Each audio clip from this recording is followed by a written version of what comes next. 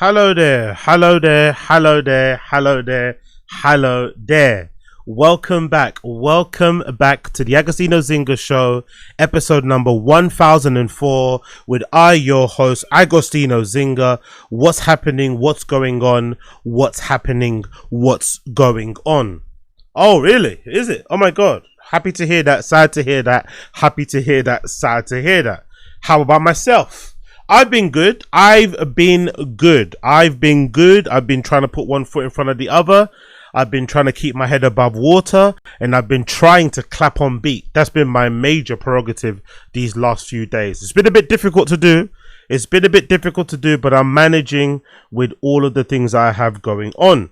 So in case some of you are watching this live, in case some of you are watching this recorded, just wanted to give some of you a heads up as to what I have going on in the future. Just to quickly give you mofos a heads up as to what I have going on in the future. A little bit of what do they call it? A little bit of is it house cleaning? Is that what they call it? I think Sam Harris, is it house cleaning? I forgot what the term is. Or you have like an announcement before a show. But effectively, before this show commences, just wanted to guys let you know that at the end of next month, is it then? Yeah, the end of next month, the end of March, the end of next month, I will have to move out of this humble abode. This humble abode tenancy agreement is ending at the end of next month. Unfortunately, my landlord is not letting me renew it. So I have to move out at the end of next month. I will not be able to renew my tenancy agreement at this place, which is a good thing. It's a good thing, to be fair. It's a good thing. I was looking for a bit of a kick up the arse to move anyway, to change things, change my surroundings, lock in a little bit more, and just generally, you know, just change things up a little bit, because I've been in this place for what? I've been in this place for maybe like 12 years, I think, 12, 13 years or something. It's been a bit too long, to be fair. I probably got a little bit comfortable, you know, a little bit lackadaisical, taking my foot off the proverbial life pedal, right? Taking my foot off the proverbial life pedal. But as I'm about to move out of this humble abode, I'll have to put my foot on the pedal, because I'm sure some of you guys know moving home is not easy. Moving home is not a cakewalk. It involves a lot of spinning of plates, right? It involves a lot of spinning of plates. So I'll be spinning a lot of plates probably the entirety of March. So what I'm going to do between now and the end of the month is I'm going to go super hard with the streams and give you guys as much content as possible, so that I have the month of March to really lock down where I'm going to go, because essentially my tenancy agreement ends at the end of March, and I basically need to have a place to stay at the end of March, right? I can't be on the streets at the end of March, so I kind of have to do the whole transition of signing papers and moving into a place hopefully by the end of March, so that I can start at the beginning of April, because I want to just get started with getting back on streaming and doing what I need to do.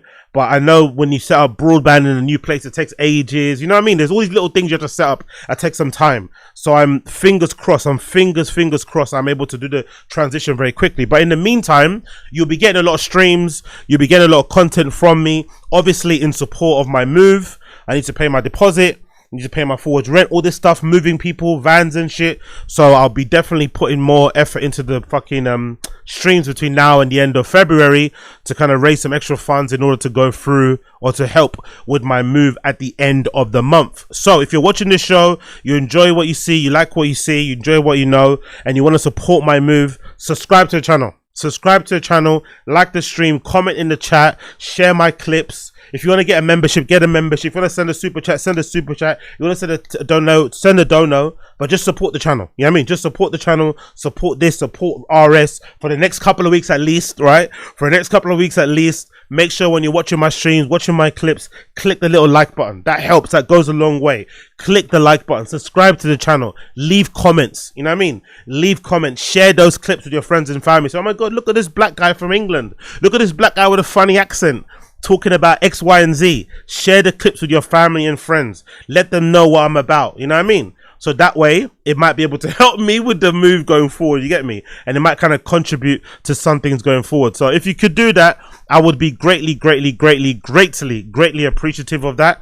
And yeah, that's basically what's going on in terms of me going forward. So if you don't see me, for the majority of March, or I spotty streams here and there, or I'm not as consistent as I usually am, don't get concerned. Don't hassle me too much. I beg of you, don't hassle me too much, because I've got a lot I'm kind of juggling at the same time. But it should be fine. It should be fine. I should get it sorted. I'm usually a pretty resourceful guy anyway. I don't usually get stressed very easily, or kind of like, what's that word called? I don't usually get stressed or what's that word called? Jack, I don't even know what the word is. There's another word for stress where a lot of things kind of compound on you. I don't usually get flustered very easily. I'm usually a very steady, calm guy in the most things, so I'm going to deal this in a logical way. The only thing I'm really going to struggle with is transporting my books. Behind here, I've got an entire bookshelf that's basically full of my books, right? Entirety of it. Majority of it is made up of my books and stuff. There are some bags here, but most of it is books. So I'm going to struggle because the clothes I think I can let go of. I'm going to be able to dump clothes and sell some stuff on Vinted, raise some extra funds. But the books I'm going to struggle to transport, so I'm trying to think what to do. But I might just fug it out and buy a lot of like Ghana Must Go bags, right? I might just fug it out and buy like 10 Ghana Must Go bags and just fill them up with all my books and just take the books anyway. And magazines and stuff, because I don't want to let go of them. And plus, when I want to move, whatever new place I want to move into, I kind of want to have the books and the magazines all stacked up on the floor around me anyway. Do you know what I mean? I want that kind of aesthetic going on. So I don't know. I'll figure it out. Long story less long. I need to leave this place at the end of March. So we're in the middle of February now. So of course, if you want to support the channel, to support the move, make sure you like the stream, subscribe to the channel, get a membership either on here or subscribe to the channel over there on KITH as well. Greatly appreciate. Share my clip to all your family and friends, and that way you can support the move. I appreciate you all. Let's get on with the show. So first things first, I want to talk about. J. Cole the fall off. I've heard the chatter on social media. I've seen people sharing memes of various people around the world nodding off, right? I've seen that. I'm sure some of you guys have seen that. In response, or like the caption will be like, currently listening to the new J. Cole album, and there'll be a gif of somebody like nodding off. Whether it's a girl, a boy, a man, a woman, a cat, a dog, something, right? Just taking the piss. Essentially saying that the album's boring. I've seen clips of DJ Academics not being too enthusiastic about it. I've seen other clips of people like Joe Budden talking quite badly about the album too, in his kind of way that he talks about badly about the album, you know, purposely misinterpreting it. I've seen more from New Rory and Moore saying some bad things about the album. I've seen people say things about the album, but generally the consensus that I've seen on social media is that this album is boring. And there's a bit of a doozer. The beats aren't great. J. Cole needs to lock in with other producers that aren't just him to get a better sound, whatever it may be, right? I've finally listened to the album 7 days later. 1 week later, I finally listened to J. Cole's Fall Off, and I can say, without a shadow of a doubt, you motherfuckers are lying. Everyone out there that's hating this album, you are liars. You are liars. I wouldn't say you're performative, but you're definitely trying to be a contrarian. You're definitely just trying to add on to the hate mob against J. Cole. I understand. Myself included, right? Myself included, as a hip-hop fan, as a hip-hop fan, as a lover of rap, I myself and others around the world are disappointed in J. Cole for him firing that shot with that record against Kendrick and Drake, and then immediately kind of like retracting it and getting scared, deleting the fucking song, apologizing on stage the way he did at the fucking at the festival thing that he does. I know he let us all down. He let down hip hop, he let down rap, he let down his own fans, Dreamville, whatever. I'm sure he knows that. But put that to one side. I know a lot of us can't move past that. Academics being a good example of it. He can't move past the fact that J. Cole did that. He can't never hear J. Cole talking confidently about his raps anymore, or being or having any level of self-belief, or talking in a bombastic kind of like way as most rappers do in Academics' opinion, because J. Cole kind of like tuck tail and run or wave the white flag during the battle. He now isn't allowed to say he's the best rapper in the world, right? I understand. It's tainted him, in my opinion too, right? Because I'm not going to be a hypocrite and say that hasn't tainted my opinion of J. Cole either. It has. But I'm also, because I'm also the same type of person that says quite toxically that I personally think that if you're like a street rapper, right? If you're a gangster, if you're from a fucking gang and whatever it may be, and you happen to rap and you end up getting involved in a case where it results in you snitching, that's going to affect the way I listen to your music, unfortunately, right? I'm here for the toxicity. So the toxicity of you actually catching bodies, actually stepping off the porch, actually being involved in criminal activities adds to your raps. Obviously, if you do the opposite against the code, it's going to take away from your raps. Same way it goes to J. Cole, right? He was known as a lyricist. He was known as this guy that could spit, that could do this, that could do that, that could do that. The moment you wave the white flag in a rap battle is the moment I'm like, oh my God, oh my God, oh my God, I can't take it serious as a rapper anymore. Cool. Let's put that to one side. Let's park that. Let's park that. The Fall Off is an incredible album.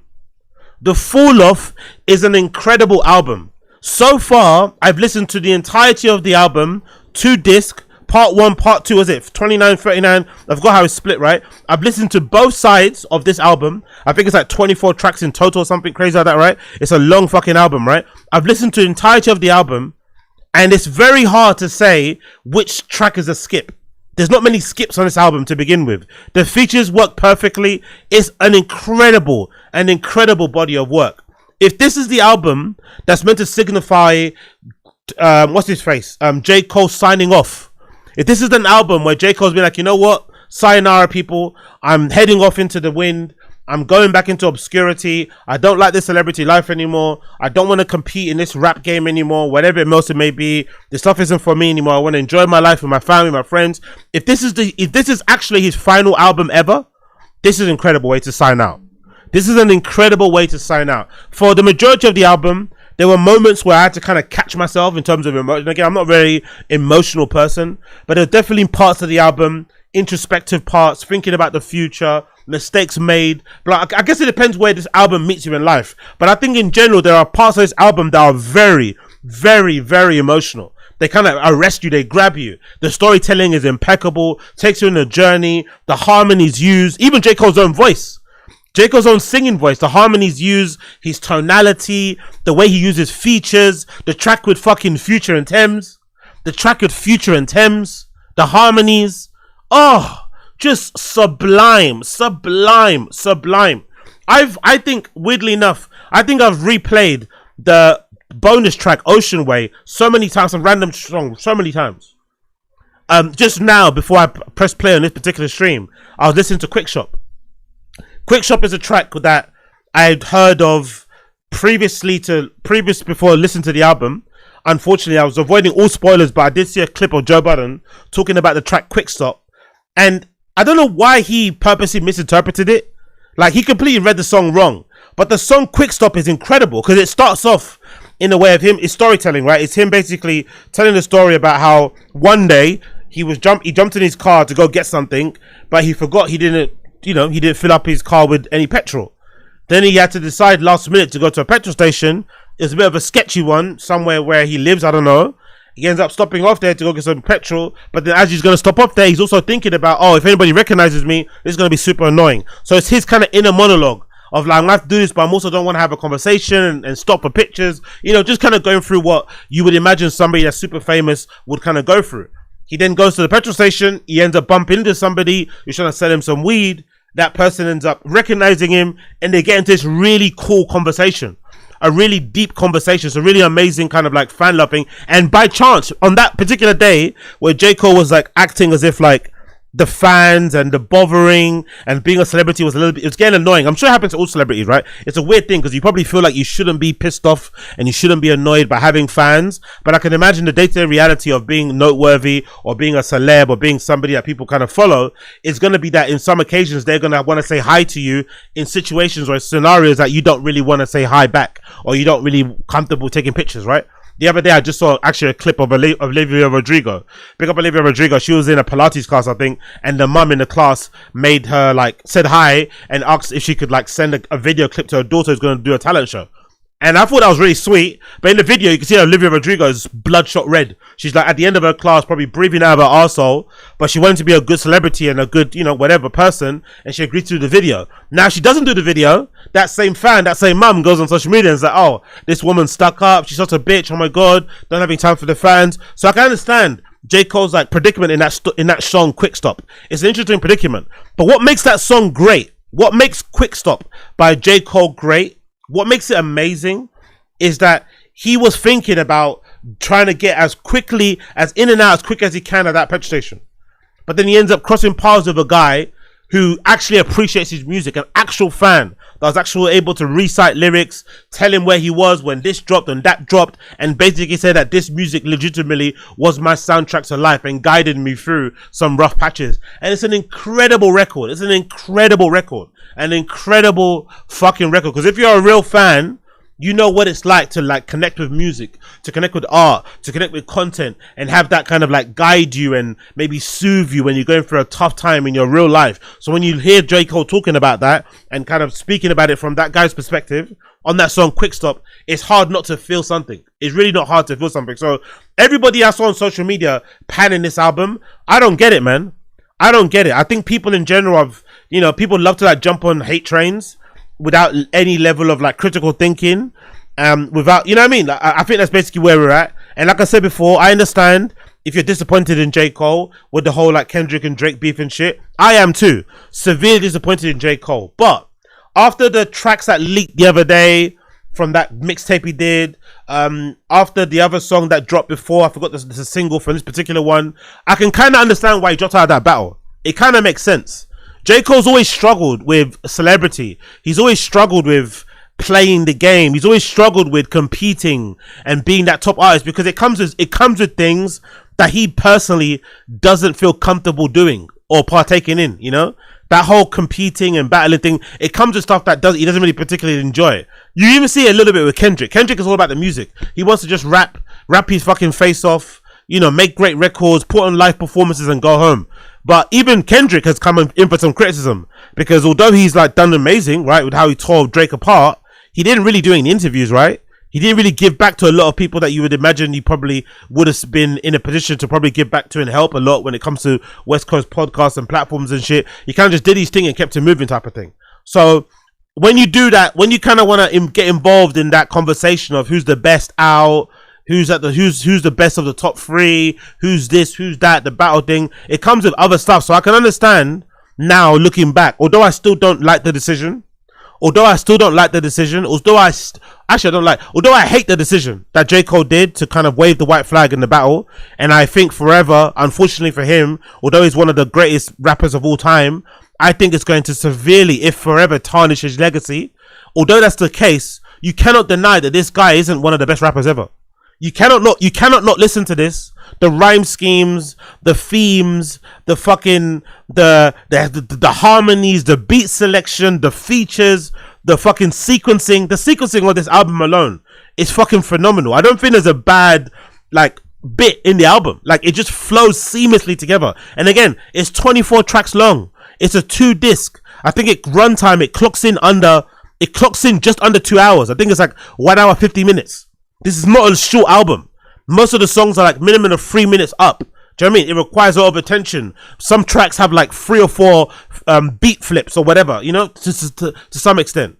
This is an album that requires a lot of your attention, and we live in a world where, you know, people's attention span is very short. You know, moments are fleeting. People aren't willing to sit with albums. And I'm honestly saying, as somebody that was ingesting a lot of the critique online, like again, for the whole week, I listened to the album. I listened to it yesterday on my run. I went out for a run yesterday. I listened to it in full. I haven't listened to the album in a week. I saw the chatter online. People posting gifs of people nodding off asleep. People posting gifs of people yawning. People posting gifs of people sleeping. Just in general. That's what I saw on social media. Everybody hating, saying the album is bad, boring. J. Cole needs better beats. Kind of going for that Nas criticism about J. Cole. Oh, he's just like Nas. He doesn't know how to pick his own beats. But when you listen to it, when you actually listen to it with your own ears, nah, this album is incredible, man. My favorite tracks on the album, maybe Legacy, featuring somebody called PJ. The other track may be, I would say, the Thames one, which is called Bunce Road Blues, featuring Future too. I think that's a great track, by the way. He did amazingly well on that. I wonder if the inspiration of that track, in terms of having Future and Thames, I wonder if it came because of the track that the track that Drake did with Future and Thames. I wonder. I'm curious to know if that was the inspiration. Either way, it works fucking perfectly. I think those two tracks would mix well together, to be fair. I forgot what that track was. That track that what was it that they did together, Drake and Thames. I think they would mix. If you did a mix together, I think they'd work really well together. What was that track called with Thames? Oh, is it Fountain? No, Wait For You. Yeah, Wait For You. I think mixing Wait For You, Future's Wait For You, and this particular track, Bunce Road Blues, will actually work pretty well in the mix. I think they work really well. The other track that I really fucking love on this album has to be Only You, featuring Burna Boy. Only You featuring Burna Boy might have made me tear up. I'm not gonna lie. Only You featuring Burna Boy may have made me tear up slightly. So did Quickstop and so did Ocean Wave. But Only You featuring Burna Boy, man. Like, oh my god, the croning from Burna Boy. Oh, what are you waiting for? Like the croning from Burna Boy. Like, God Almighty, bro. You can't listen to this. Honestly, I don't get this. I don't get social media nowadays. I really don't. Because I've been sitting there seeing all this criticism, all this like stuff about. I was going into this album expecting it to be bad, expecting not to like it, and immediately I met with like banger, like the first CD, the first disc. I think, I'm not gonna lie, the first disc, I'm pretty sure there's no skips on the first 5 songs. If you want to argue, I think the first 8 songs, the first 8 songs, no skips. 29 intro, 2-6, Safety, Run a Train featuring Future, Poor Thang, Legacy featuring PJ, Bunch Road Blues featuring Future and Thames, and Who the Fuck Is You. 8 tracks, no skips. If you want to be a bit critical, maybe drum and bass, maybe meh, you know what I mean? But still, 8 tracks, no skips. Are you dumb? On a 2-disc CD. And I would go as far as saying, I'm not sure if everybody else agrees, but I would go as far as saying that I personally think, in my personal opinion, I think disc 2 is better. Disc 1, right? Disc 1 has 12 tracks. In my opinion, 8 tracks are like stellar, A-star. 8 tracks are A-star. So already it's like 9 out of 10, 8 out of 10 for disc 1. But I personally think overall, disc 2 is probably better. Disc 2 is probably more of my mood. Disc 2 probably fits my interest and my kind of taste levels way more. Disc 2, fuck off, bro. Disc 2, fuck off with how good that is. Incredible album. I'm hoping it's not the last thing we hear from J. Cole, but part of me also hopes it is, because the level of effort, the level of artistry, the level of time, the level of attention to detail that was put into this is probably why it sounds so good. This is why it sounds so good, because it actually might be his last record. It might be his last album, is why we got what we got. Because the way he made, because I'm gonna hope that J. Cole's production skills are what tapped Burna Boy to do what he did on Only You. Because Burna Boy on Only You was croning in a way, I don't know, man. That shit is like, that shit make you levitate. That shit will make you want to levitate, bro, the way he was croning. Lonely nights with lots of money. Time I wish I had no money. How can I be sure you love me? It's not like you're it's not like you're betting your best years on me. Best years on me. Best years on me. Do I like living like this? Maybe I'm fine wasting my time. Beautiful lies washed down with wine. Maybe it's time I accept my own.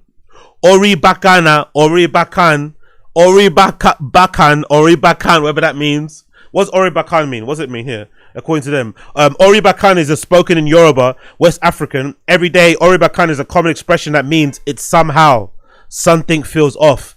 It's somehow something feels off where it looks weird. And it's no easy, because if true love called me today, then I'm coming. Maybe it's time I accept you. Oh, longing for you, my baby, to love me more. What am I longing for? Hey, I'm not really secure. What am I longing for? My baby to love me more. What am I longing for? I'm not really secure. When can we see each other again? Hey, honestly, I implore you, I beg of you, check out J. Cole, The Fall Off. Even if you're not a big fan of J. Cole, I do think this is one of his fucking greatest works thus far. In my opinion, one of his greatest works thus far. I enjoyed it entirely. I've listened to it front and back now twice since it dropped. I've replayed a bunch of songs, and I really do think there are no skips. J. Cole absolutely killed it. But what killed it even more with J. Cole's Fall Off has been the activation around it. I think this has been maybe the greatest thing to come out of this. This has been the greatest thing to come out of this. J. Cole reveals he's traveling around America to sell his new album, The Fall Off, out of his old Honda Civic. Look at that in terms of storytelling, in terms of touching the fans. In terms of storytelling, touching the fans, you can't go wrong with this. Remember the world before streaming dictated all of our listening habits? most people had to rely on radio and music videos and singles, and they'd see on MTV and VH1 and BET. Then you'd roll the dice on whether the album was any good and buy it there. It took a sense of faith that artists you like wouldn't let you down, unless you were devoted to pirate online. You had to fork over a solid chunk of change per album, or you could download mixtapes from early acts such as Drake and J. Cole. Then the implementation of streaming has increased the use of the internet. It led to the radical change. For a monthly fee, you could practically own every album that's ever been released. Sure, there are some people who still value the physical experience to buy vinyl or CD, but it sadly only represents a certain niche of listening nowadays. However, J. Cole has reintroduced some old practices in promotion of his album The Fall Off. The North Carolina rapper has made it a point to take back to its roots, to the days when people used to sell mixtapes out of their cars. Next time you see a large crowd of people surrounding a Honda Civic, you might get your chance to meet Cole and cop the new album. How incredible is that? How incredible is that? And here's the announcement. Look at this. Look at how sick this is, bro. Big up Kuroku. Big up Kuroku. Big up Kuroku. Trunk Sale Tour 2026. This is so freaking cool. This actually adds to the lore, adds to the appeal of the album. I fucking love stuff like this. Today I got my old Honda Civic with brand new engine as a teenager. I had copies of my Fayetteville Bonham album that Nervous got me to sell. I used to go up to the gas stations trying to sell the album to strangers. Yo, you like hip hop? Was the beginning of a sales pitch. When I was working on this album, I had a desire to go feel that feeling again. And that's what I'm about to do. The Trunk Sale Tour 2026. I don't know where we're about to drive to, but catch me outside, cop a CD from me, or just show love. I truly appreciate all the love and the reaction to the music. He legitimately got his old Honda Civic, right? Filled it up with CDs of his album The Fall Off, and is driving around America, mostly where he's from, basically selling it out of the trunk of his car. Do you know how sick that is? Do you know how fucking sick that he is, that he's doing this? This is so amazing because, again, it goes back to touching the fans. J. Cole's had a bit of a hard time the last couple of years, especially, like I said, with waving the white flag in the Drake and Kendrick beef. But I think what he's done here, which is very clever, is that although a lot of people out there, especially the casual fans, that I'll count myself a casual fan, right? I don't think I'm a J. Cole stan. I'm just a lover of music. I think the people in there, the people outside who are the general public, have kind of, maybe especially if you're a rap fan, hip hop fan, or hip hop purist, let's say, you might have lost your respect for J. Cole slightly because he waved the white flag. So he could stand there, he could like stand here, go on different podcasts, go on different platforms, and try to explain why he waved the white flag against Drake and Kendrick, right? Why he deleted that fucking song, why he kind of tucked his tail, why. He could try to convince us why he did it, try to convince us why it was okay, whatever, right? Change our minds, whatever. But really and truly, he's not going to. Most people out there, especially the likes of academics, more whatever they may be, they've made their mind up on Kendrick. They've made their mind up on J. Cole.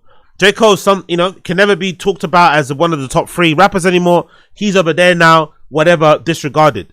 So I love that, although he could spend these time and attention trying to convince people who aren't really his fans to try and be his fans again, he instead is focusing on his core fan base. The people who have actually held him down. The ones who stick with him through thick and thin. The ones who go to the Dreamville Festival. The ones who buy tickets to the live shows. The ones who fucking listen to everything on streaming platforms, even if they hear a leak. The ones who supported him throughout the whole thing. The ones who supported him when it was hard. Because that's the thing. If you're a fan of J. Cole, you had to go through it. You had to go through it. You had to stick with him when he waved the white flag and did the whole cringy apology on stage, deleted the song. You had to stick with him then. That's a hard thing to do as a fan.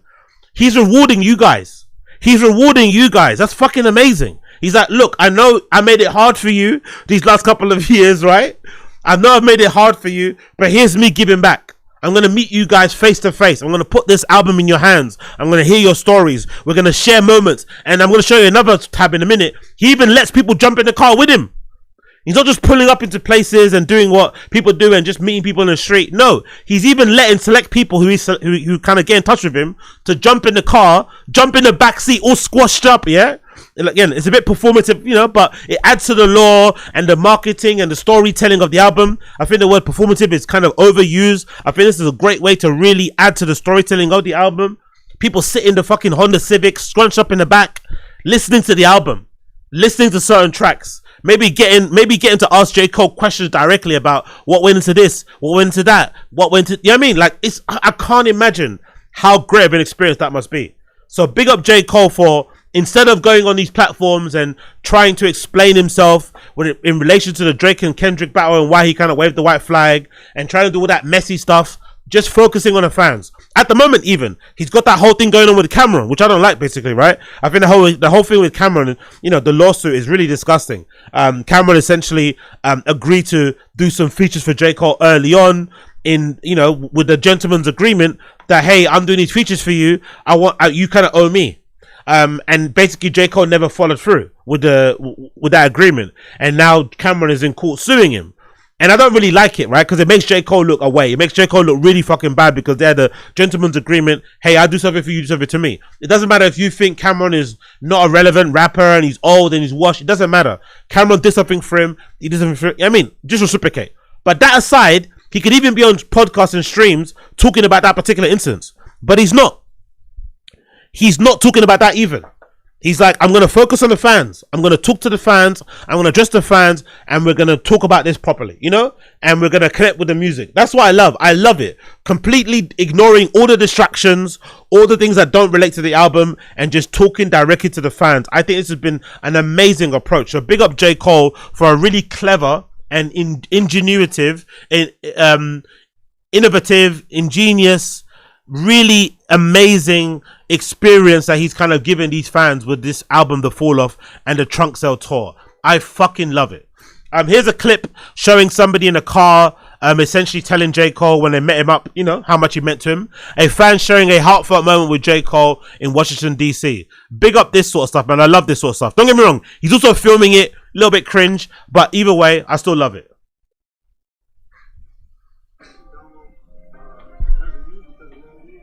Actually, why's that playing? Hold on 1 second, it's not playing for some reason. It's not playing for some reason. Let me put it again.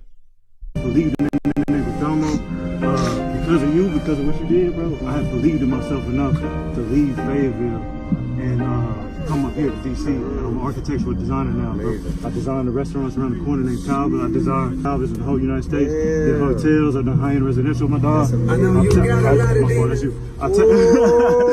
You know what I'm saying? So I tapped in with Don, DJ Paradigm. I've been trying to get him some AutoCAD work. Also, I spit too, bro. So I spit and I'm a creator. I shoot. I came up here and I became DMV 35 under 35 most influential creators, dog. And it's because I followed your blueprint, my dog. You know what I'm saying? So appreciate you, man, for real. And you know what I'm saying? That's the thing. Haters don't hustle. If you're busy hating, you're not hustling, bro. I love it. I gassed your poor thing just the other day, bro. I fucking, yeah, I did that shit. Yeah, I rapped on it. I got, you know what I'm saying, do it for the city too, but no, much love. You already know, man. Much love. Hey, you already know. 2-6, man. I love that, man. I love that. I fucking love that. I fucking love that. It is still a little bit of a shame that he's so like, you can tell he struggles a lot with being a celebrity, isn't it, J. Cole? You can tell he struggles a lot with being a celebrity. He's still a little bit standoffish whenever he's having experiences with his fans. He's still there doing the damn thing. This is hard, right? This is gonna take up your social battery. If you're somebody that suffers from anxiety or whatever, you're not gonna find this sort of stuff easy. This is not gonna be easy to do. But it is still a shame to see somebody that's so beloved, such a big star, really struggle with that kind of like interaction, you know? Because it's a lot. It's a lot to deal with. When you listen to an album, you can kind of, and again, like I said, like beforehand, if you listen to this album in full, I think you can kind of get more of an appreciation as to why he did wave the white flag, you know? Why he didn't kind of decide to really get involved in that Drake and Kendrick beef, you know? And kind of just left it to the side and did the thing that no rapper should ever do, risk his reputation, risk looking, you know, risk losing the respect of his peers. Everything that he did, you can understand why he did it when he listens to the album, because he's a kind of he's a bit of a unicorn. He's a bit weird when it comes to a really big high level artist who probably doesn't really enjoy being a super big artist. You know, it's a weird thing. It's a kind of a strange thing. He kind of just wants to be like a regular guy, but you can't be a regular guy. You got an irregular talent. You know, you got a really irregular talent. You're really good with wordplay. You're an incredible rapper. You know, even the melodies are really good now. The singing, the tones and the notes he can hold, the singing is fucking incredible, man. It's really fucking good. Really fucking well-rounded album. Here's another post here where J. Cole talked about linking up with people. This is the post from him, right? So J. Cole posted this on the 12th of February. He said, all right, I'm currently in Silver Springs, MD. If there's anybody in the area that wants to ride with me in this Honda Civic while we listen to the album, let me know. I got new speakers for this. Please be in the vicinity of the Silver Springs. I'ma come pick you up with IB. Then we can go scoop one more person. Then we press play. Imagine how sick that is, by the way. He picks you up in the car. Somebody else jumps in, another friend, maybe your friend, and you just drive around your local area listening to J. Cole's new album. Ah! Honestly, that's something I need to do in the future. After I move out, after I get myself sorted out in my new place and shit, the first thing I need to do is definitely get my fucking driver's license down, because I'm missing out a lot on this experience of listening to new albums in cars. People always say it's a thing. People always talk about how albums in cars just hit different. Don't get me wrong, I've got a good listening experience now. I'm really lucky that I've got these. I forgot to mention, I actually did purchase a new pair, because my old pair of Sony MX, I've got the noise cancelling headphones, like the Mark IIIs. My other ones had, like, you know, the strap didn't work, so I kind of tied it with duct tape, but I was getting fed up with it, so I bought a new pair from Vinted for, like, I don't know, £50 or something, which is fucking great, and they're in really good condition with the case and everything. So I'm really lucky that I get to listen to new albums with noise cancelling headphones, and I get to really immerse myself in the albums. Great. But I really want the experience to be able to sit in the car still, because people always say the car listening experience of an album is just different, so I can't wait for that next chapter. Anyway, he continues on. The first two people I pick up will listen to the disc 29 with us. The next two people will listen to disc 39. Don't send your address until I reply to you and follow you. Then you can DM. Let me know. And then the girl that went on that trip said, look, post a picture. This young lady actually got to sit in the car with J. Cole. I fucking love this, man. Look how cool this fucking is. J. Cole is exactly who he thinks he is. J. Cole is exactly who y'all think he is. And he is exactly who he says he is. He leads with love in every interaction. Last night we rode around bumping the entire disc 39 of the Fall Off. Legendary truly. Thank you doesn't capture the level of gratitude I have. God moments. Honestly, how amazing is that of an experience? Getting to jump into fucking, you know, a car with J. Cole and listen to his entirety of his, like, magnus opus when it comes to the album in full in the Honda Civic. You asked very good questions. Thank you. Your story and energy were beautiful. Happy for you. What's it saying here? The way I woke up emotional this morning, I was just thinking about how God is and dope J. Cole is. Your moment is coming. I'm putting that into the air. So yeah, has she got any more follow-ups about this? Big up this girl called Kels. It's just fucking sick, man. Honestly, what a great way to promote an album. What a great fucking way to promote an album. What was you saying here? Did she mention anything else? No, she didn't mention anything else, did she? Yeah, this is her. Yeah, I was so close to getting my J. Cole very signed. Hope he's treated well. Blah blah blah blah. So yeah. She killed it. And this is J. Cole as well with some kids in the campus, right? J. Cole speaking to fans on campus. Let's play this clip as well. So hold on. First thing we want to do, go to the most open space we can. Slowly, calmly. I swear to God. I'll walk by and shake everybody's hand, but we got to be calm. Y'all got to set the tone for these people coming. They so hyped right now. I get it. Right. So if y'all can calmly, even y'all being calm right now, they walking up wondering why it's so calm. Please stay calm. This shit too crazy. Yeah, we got crazy crew. I was at Carolina. It ain't look like this. Hey, you right here, bro.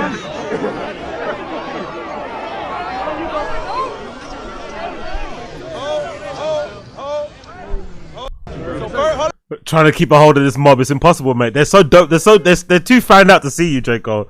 You're not gonna keep these guys chill. This is not a chill moment. Unfortunately, this is not a chill moment. They are too fanned out to see you. Understandably so. Understandably so.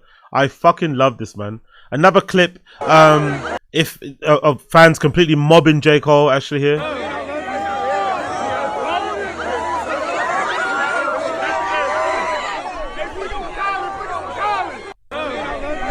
Yeah, I love this shit. I love this shit. Another one, J. Cole, when a fan pulled up with all of his albums on vinyl. Wow. He got all the money. That's a real fan. Yo, that's a real money spread, isn't it? That's a real money spread. Big up this fan. I love when real fan love interactions happen, you know?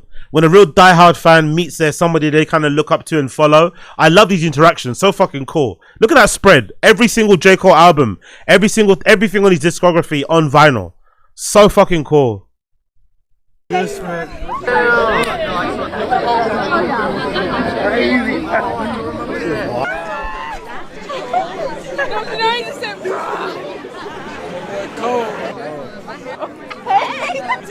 Love this shit. Honestly, love this stuff. Love this stuff. And in another post here concerning some sneakers J. Cole's about to put out called the Indy 500, Indy 5000, sorry. Really cool looking shoe, to be fair. They kind of remind me a little bit of those, what's that brand? There's a brand from China that makes basketball shoes that I think Kyrie Irving is signed to. They kind of look similar to that. They kind of look, not to diss them, but they kind of look a bit similar to those. So, but I still like them either way. They're kind of a bit of a mid-sized sneaker, not really a low top, but they kind of got a bit of a cross-training basketball vibe about them. I really do like the way that they look.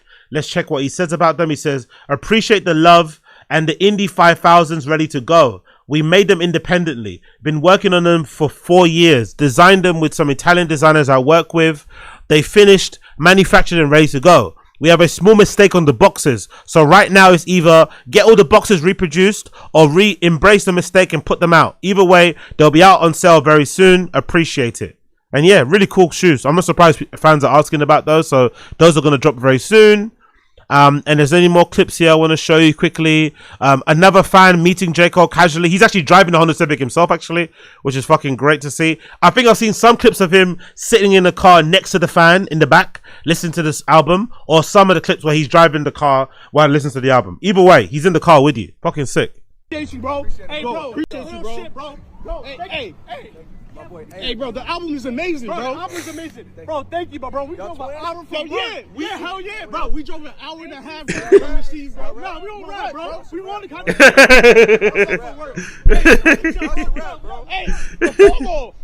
I kid you not. I was like, yo, we're gonna leave work, bro. It took us like an hour and a half. I was like, bro, by the time we get here, we're on TikTok. We like, bro, he's probably gonna be gone. And then we saw you leaving. No. We like.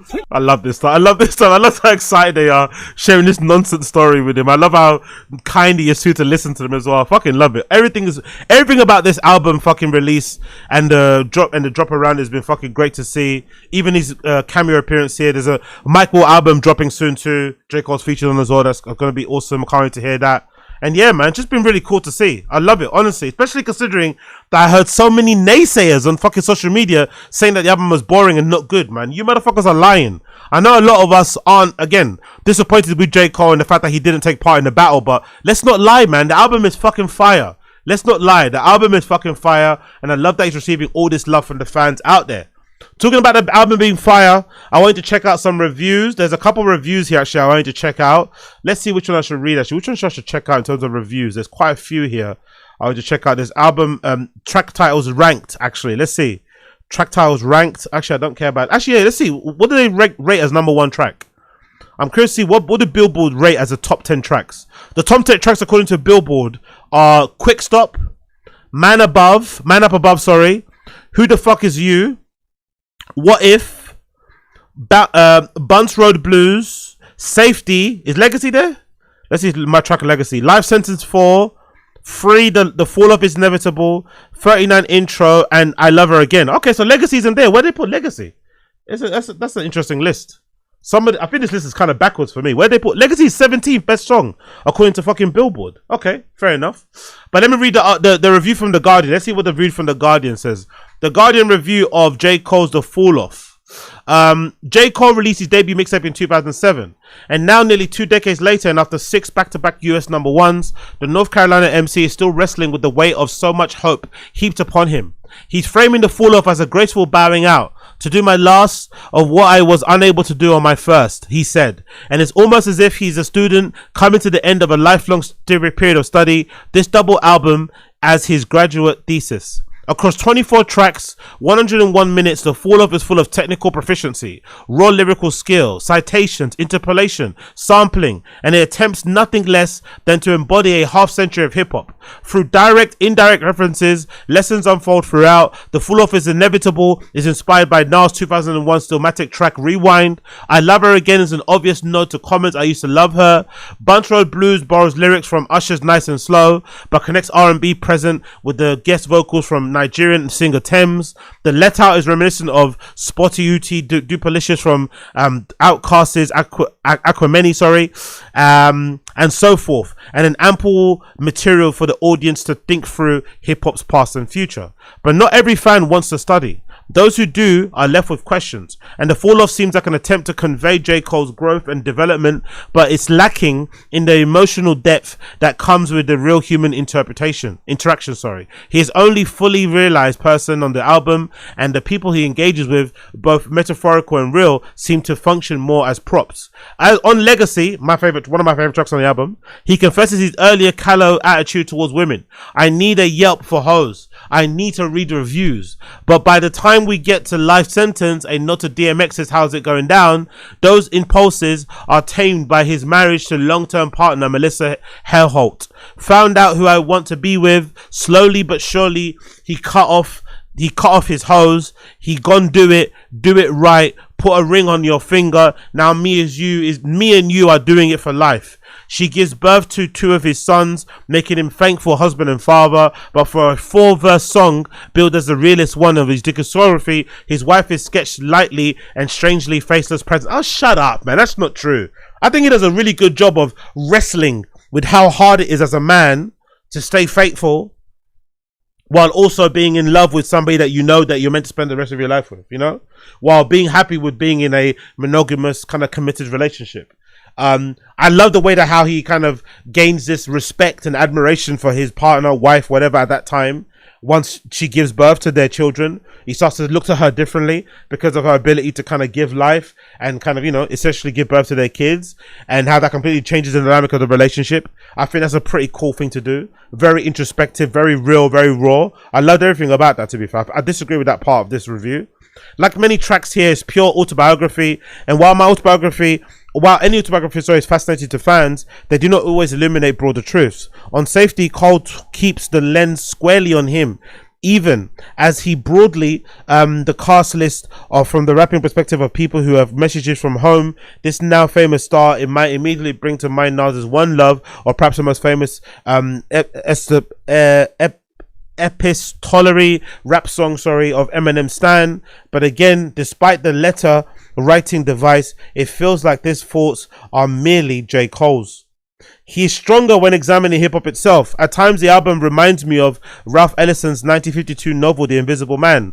The book famous battle royale scene, the naive narrator believes he's being invited to give a speech. When he arrives, he's blindfolded at the door, forced into a brutal competition, fighting against other young black men for the entertainment of a drinking, cheering crowd. Relatedly, the public rap battle between Kendrick and Drake, which briefly involved Cole before he apologized and bowed out to the consternation of many, had fans wondering if Cole, who would more so say about the feud or the fall off. He addressed it obliquely on What If by citing hip-hop history, channeling Notorious B.I.G. and Tupac to form a conversation that might have prevented 2 of the genre's most famous tragedies. This another device that may have seemed to be a bit heavy-handed, but Cole understands that violence and death are cash crops in the current attention economy, and that the stakes remain high. Yeah, I think ultimately my interpretation of J. Cole bowing out of the Drake and Kendrick beef, my interpretation of it is that J. Cole, much like myself, is just a very, very private person. He just is an aggressively private person. I just think he just didn't want to get involved in the battle because naturally the battle would expose his business, which he doesn't want to put out there. You know, he's never wanted his business to be out there unless he addresses it or puts it out there himself. So I think he was more worried about that. He was more worried about people learning things about his life that he'd rather them not learn or keep private, whatever else it may be. He's already battling and kind of uncomfortable with being a big celebrity anyway. I don't really think he'd want to be front and center of a battle, you know, and all the kind of attention that would bring, you know, all the attention that would bring to his life. I don't think he really wanted it. So he bowed out, which, you know, unfortunately for him has severely tarnished his legacy and left a stain on it. But it is what it is. Like Ellison's writing the fight scene Invisible Man, Cole uses the fall offers to write about new takes on the old practices in the US, the fickleness of fans, the intoxication and lure of the limelight, and the spectacle of the black male combat are all addressed. Towards the end of Bombs in the Veil, Hit the Glass presents J. Cole offers a sage advice to his younger self. He says, "Fame is a drug you was chosen to take. Unfortunately, can't be sober and great." Ooh. That just sits to me. I just see that. Fame is a drug you chosen to take. Unfortunately, you can't be sober and great. Is the realest shit ever. Is the realest shit I've ever heard. You're just like a flower in the world wanna hold. They sniff on your petals until you get old. And then they dispose. A new flower grows. Can't take it personal. That's just how it goes. That's true. He's battling with his fame thing. If he kind of gives in and starts to enjoy it and starts to play up to it, very soon, whoever's the new person that will come along to take his place will come along and they'll soon dash him away. So what would you rather? Step aside yourself and and see that shit play out, kind of like, looking above yourself in some way, or take part in it, be in it, and then have it happen to you and hurt you more. I don't know. But either way, very illuminating. Fellow students of hip hop will notice the drum track sounds like Nigga What, Nigga Who, originated in 1999 by Cole's former mentor Jay-Z and Jay-Z's former mentor Jazzo. For better or worse, the fall off is J. Cole, the student, fully transitioning into J. Cole, the teacher. If he's truly finished recording music, then perhaps this album will stand not as his thesis, but as an instruction manual to others. A masterful, deeply knowledgeable, but rather brittle read. I think this review is a little bit too harsh, man. I think the album is fucking, I won't say perfect, but I think it's an incredible way to sign off. It's an incredible way to sign off. It answers a lot of questions for me. He says so much on the album. I think this whole thing of him pulling up to fans with the fucking car is amazing, and really probably the best way to kind of sign off. Forget talking to the fucking blogs and stuff. I'm talking to you directly, right? I'm talking to you guys directly. Let me quickly read this. This is courtesy of a person called IB. I'm assuming IB or IB is probably somebody tied to J. Cole, maybe his manager or right-hand guy, the guy sitting there in the passenger seat. He wrote a caption that says, "What's the word? As I write this, I'm half asleep in the bus bunk, leaving Baltimore, trying to make a quick stop to Philly, but not sure if we have time. If anything, we'll pop in and out, sell a few CDs and keep it pushing. Gotta be in New York tonight for something non-album related. Also, man, I'm tired. The whole squad is feeling it today. We ain't did this type of moving around daily grind in a very long time. In the words of my boy, we out of shape.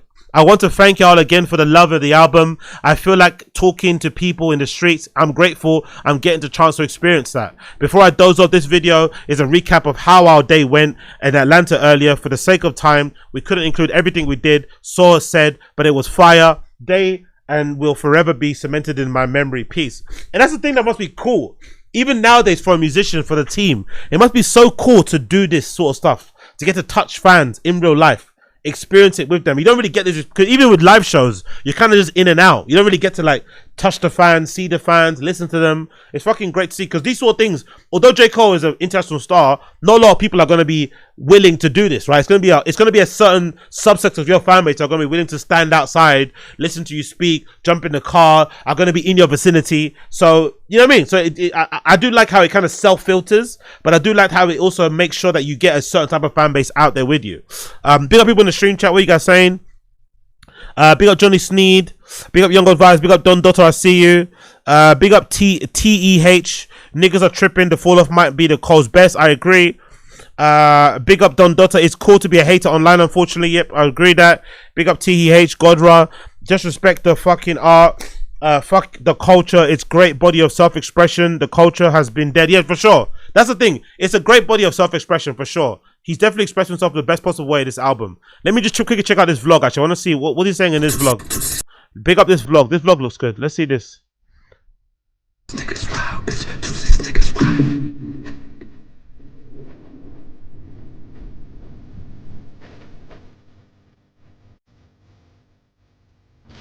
What's up, bro? Question. You listen to rap? Yo, I call my mom. Hell yeah. Mom. Guess what? Yeah. What? Guess who just stopped me walking out of class? Hi, Mom. Fucking God. Thank you. God, this is the best present my son could ever give me in a lifetime. Wow. I appreciate it. So not even grandkids, wife. It's just it's. I had it when I was 21, and he right now, he's senior. Let's go! Job well done, Mom. What's your name? What is it? Everett. Job well done, Everett. No, man, that's beautiful. Yeah. What's your name? Brittany. It's a pleasure to meet you. Thank you. Y'all have a great day. God bless. Bye-bye. Pick up J. Cole, man. Pick up Blood Clot J. Cole. This happened to me the other day at A&T. It got so crazy that it was actually not even safe. So when I see people start running the corners, I see that they know I'm here. So if y'all want to do pictures, everybody just turn around, do selfie mode. I'll take the selfies and I'll be out of here in about 2 minutes. Boom. Yo, I appreciate y'all. Good guy. I appreciate y'all. Even know that he smoked like that. Drank a few beers. It's been years since we joked like that. Come on, man. So cool. You don't know, bro. You don't know. I appreciate y'all. Oh my God. Thank y'all. Come on, quick. She parked the car in the middle of the street. It's fucking hilarious. In the middle of the street. Where's your shoe? Okay. Look. It's about to get too crazy, so I gotta pull off. Get your flip. All right, thank y'all. We gotta go. I love you, Cole. Careful. Avenue holds 600 people. He had Honestly, man. Big up J. Cole, man. Big up J. Cole. Please listen to J. Cole's album, The Fall Off. It's fucking fantastic. Don't listen to all the fucking shit and all the naysayers on social media. They don't know what they're talking about. They're hating for the sake of hating. The album's fucking fantastic. Maybe his best. Maybe his fucking best album ever. I swear to God. And if he is bowing out, I hope he doesn't bow out of music. I want to hear more from him. Right? And it's sometimes in general, it's very hard for rappers to actually quit, all the way. But if he is quitting and sailing off into the sunset to spend time with his family and his close friends and live a somewhat quote unquote normal life, thank you for this.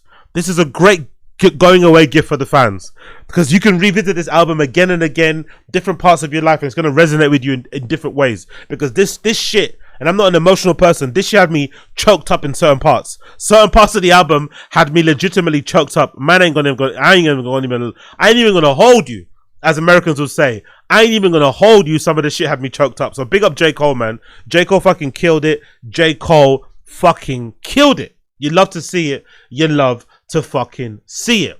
Moving on, talking about what you love to see. Big up Blood Clot Andrew Huberman. Big up Blood Clot Andrew Huberman. Big up Blood Clot Andrew Huberman. He was recently on the TBN podcast, one of my favorite podcasts ever. Technology Daily Show, live stream thing that's kind of done by these two brothers. Usually Monday to Friday, if I'm not mistaken, at a particular time. Got what time they do it. Yeah, streaming from live from 11 a.m. to 2 p.m. PT every weekday, right? Really cool show, talking about tech, startups, everything else included. I love that, to be honest. What I love most about TBPN is that they don't get into the controversies of it. There's a lot of controversies and whatever scandal and whatever happening in tech, especially when you talk about people like Elon, people like Sam Altman, people like Zuckerberg from Facebook and shit and Meta. There's a lot of like scandal and stuff going on. They just stick to the news. They stick to the news. They stick to the development, and they kind of just give a kind of, I won't say a positive spin, but it's not in that, it's not critical, which I kind of like. It's critical in a way, but it's not all doom and gloom. So it's a really good show to check out. They have different people from tech coming in and doing interviews live in the studio via stream, different segments and stuff. It's a really fun show. Really do enjoy it. Anyway, they sat down with Andrew Huberman, and he said something very interesting that kind of resonated with me, but unfortunately I'm not too sure I'm going to get there anytime soon. Andrew Huberman reveals his #1 productivity hack is to separate a phone from social media that he keeps in a lockbox.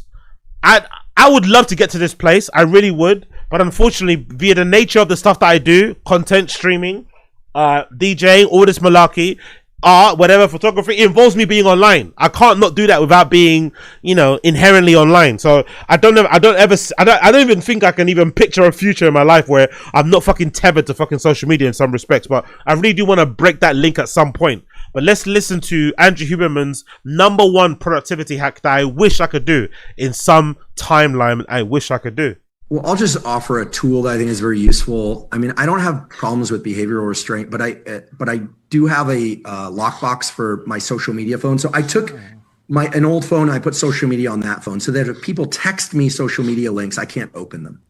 It also means that when I take out that phone, I'm posting or commenting or doing that. And I keep it in this lockbox, which is like a Supermax prison. You can't even code out of it. It has a no code out setting. And I'll leave it in there about 20 plus hours a day. And it's just great. Yeah. It's just great. I mean, your productivity will go through the roof. I mean, it's getting very easy to blow past your peers now just by avoiding being on social media a little bit more. Yeah. I mean, David Goggins said this. It's like, it's easier than ever now to be successful if you just don't do certain things. Yeah. Whereas in the past, it was like, what do I have to do to be successful? Like the shortest productivity self-help book will be, you know, lock your social media phone in a box for 23 hours a day. That's so true. That is actually so true. And that's the unfortunate part of the whole lock-in trend, right? The whole lock-in trend, philosophy, movement. The reality of it is, it does work. If you decide to completely cut contact with everybody, if you decide to really just sit inside, like imagine if you got a 9 to 5.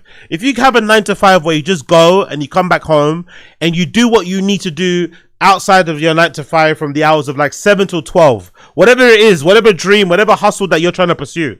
If you decide to just focus in from 7 to 12 every single day, Monday to Friday, and on weekends all fucking day, and cut off any communication with the outside world for the most part, no social media, you will probably get closer to your dreams than ever.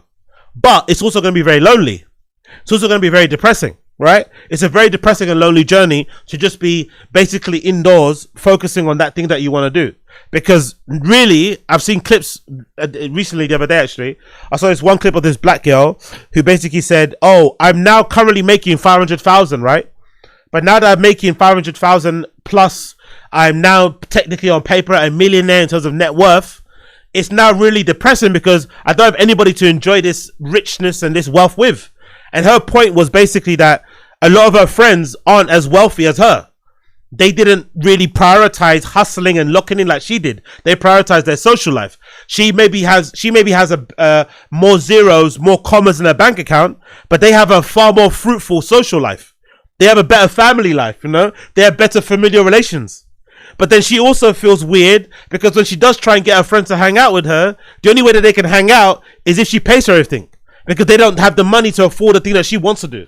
She wants to go to certain trips, so she ends up paying for her friends' flights to go to these trips, paying for her friends' Airbnbs just to make sure they come with her because she doesn't want to go on her own. So it's a weird conundrum. It's a weird place to be in. Like, if you want to be successful, you lock in, you cut everybody off, you just focus in what you're doing. You stay in your house most days. You don't eat out. You don't go out. You know, you don't see the outside world. But it's very lonely. And we know, as by nature, humans are social creatures. We need connection. We kind of, you know, we crave connection. We crave human connection. But if you have too much human connection, you are distracted and you're not going to be focused on your goal. And if you're not going to be focused on your goal, you're not going to get closer to it. You're going to be more depressed. So you have to kind of pick your poison. You have to really, really pick your poison. But I do hope in some future, I really do hope in some future, I don't know when it will happen, but I really hope in some future that I at least get to a point where I don't have to like hustle as much on social media. That's what I want to get to. There probably won't be a place in life where I ever will get to where I will never post on any social media app, but I would love to get to a place where I'm not required to. You know, like a level of artistry a level of success in artistry that doesn't require you to do so. Because now you kind of have to spread what you're doing, to get the awareness out there of what you do, more clicks, more views, more virality, maybe more money or whatever. You kind of have to put yourself out there more, you know, whether it's on whatever platform you want to put it, you have to put yourself more out there. But I feel like there should be an end goal. The end goal you shouldn't want to live in a world where you just have to be on your phone 24/7, replying to comments, posting things, clipping things, you don't want to do that. I feel there should be an end goal. There should be a goal where you'll be like, okay, cool, I want to get to a place where currently I'm spending 8 hours a day hustling on social media to get myself out there. I want to get to a place where I might have to spend 1 hour a day doing it, 2 hours a day doing it. You know, that's the goal. That's the goal going forward. But, you know, how long that's going to take to get there? Who fucking knows? How long it's going to take to get there? Who fucking knows? But big up Dr. Huberman, Andrew Huberman from TBPN podcast. I really recommend you check it out, the live stream. It's one of my favorites. They've got a page on Twitter where they live stream it there. They also live stream on YouTube where I usually jump in there. Really fun chat, active communication, you know, really fun chat, a good fucking community on there as well. And again, from me being a startup freak, tech freak and stuff, and being involved in that world and working for a bunch of startups in my earlier part of my career, I've really enjoyed kind of the deep dive into AI, into fucking VCs and investments and all this malarkey. I really do encourage you to check it out. TBPN is one of my favorite pods and channels out there. I fucking love TBPN. Quickly moving on from TBPN, let's talk a little bit about Stefon Diggs. Stefon Diggs has had a bit of a bad situation here, innit? Off the back of losing the Super Bowl, he also has recently been in court for that case regarding him strangling his former chef, right? He had I think the story is here. He had a private chef that alleged that he strangled her. The private chef allegedly strangled her. This is a story from the 5th of January. Now, the really weird thing and the really scary thing about this story is this. This happened on the 5th of January, and I'm pretty sure the judge or the court somehow, right? They put a pause on this case to accommodate the Super Bowl. That's how scary. Regardless of whether or not you think this guy is guilty or not, Stefon Diggs, his team, the New England Patriots, or maybe the NFL at large, had enough sway that they could put a pause, they could put a delay on this court case to accommodate the Super Bowl. So as soon as the Super Bowl happened and concluded, whatever, this case now is picked up again. He's back in court having to answer for his crimes. That's fucking scary, isn't it? That is fucking scary that you can have a court case where it's alleged that you had physically assaulted a woman, right, strangled the person, and they put it on pause because you're this star athlete. Fucking crazy. But anyway, the story is as follows. The story is Stefon Diggs' personal chef alleges that she was slapped, choked, thrown out onto her bed over a month-old pay dispute. The accuser claims that Diggs entered her unlocked room on December the 2nd as they began discussing the money owed. The accuser claims that Diggs smacked her across the face. She then tried to push Diggs away. The court paperwork said that Diggs then tried to choke her out with his elbow around her neck. The report, so I'm assuming he was like behind her, choking her like that, right? Rear naked choke, which is fucking crazy, right? Rear naked choking a woman who happens to be your personal chef in your house. It's fucking crazy. But hey, we continue. The report notes that the victim described feeling the effects of strangulation. She could have blacked out and claimed that she feared for her safety. The woman claims that Diggs demanded she sign an NDA after the assault on the condition of a further payment.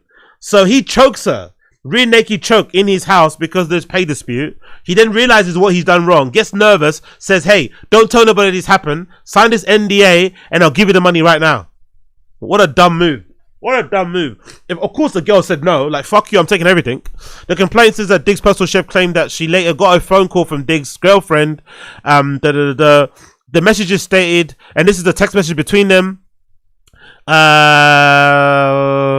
This is the message between them where she says to him, you will be paying me out for the season and money you said you would give me for my business. Wasted my fucking time being here because you got a fucking circus going on. I'm out of your life. And again, I think these text messages are proof that they probably had a bit of a sexual relationship. I'm going to just say that. That's just my theory. I don't know if this is true, but I have a feeling that Stefon Diggs and this private chef had more than just a, you know, relationship between an athlete and a personal chef. I think they had sex regularly because that message is a little bit too heavy, a bit too emotional. So is his, right? Stefon Diggs replies back and says to her, I won't be paying you shit. Fuck, I look like paying you and paying another chef. Is you high, bitch?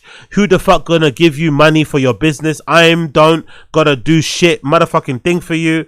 You can get whoever you want. You got my address. Tell them to come take the money. Then fuck y'all talking about. Show me I'm pussy. Wow. Okay. Anyway, the update is as follows.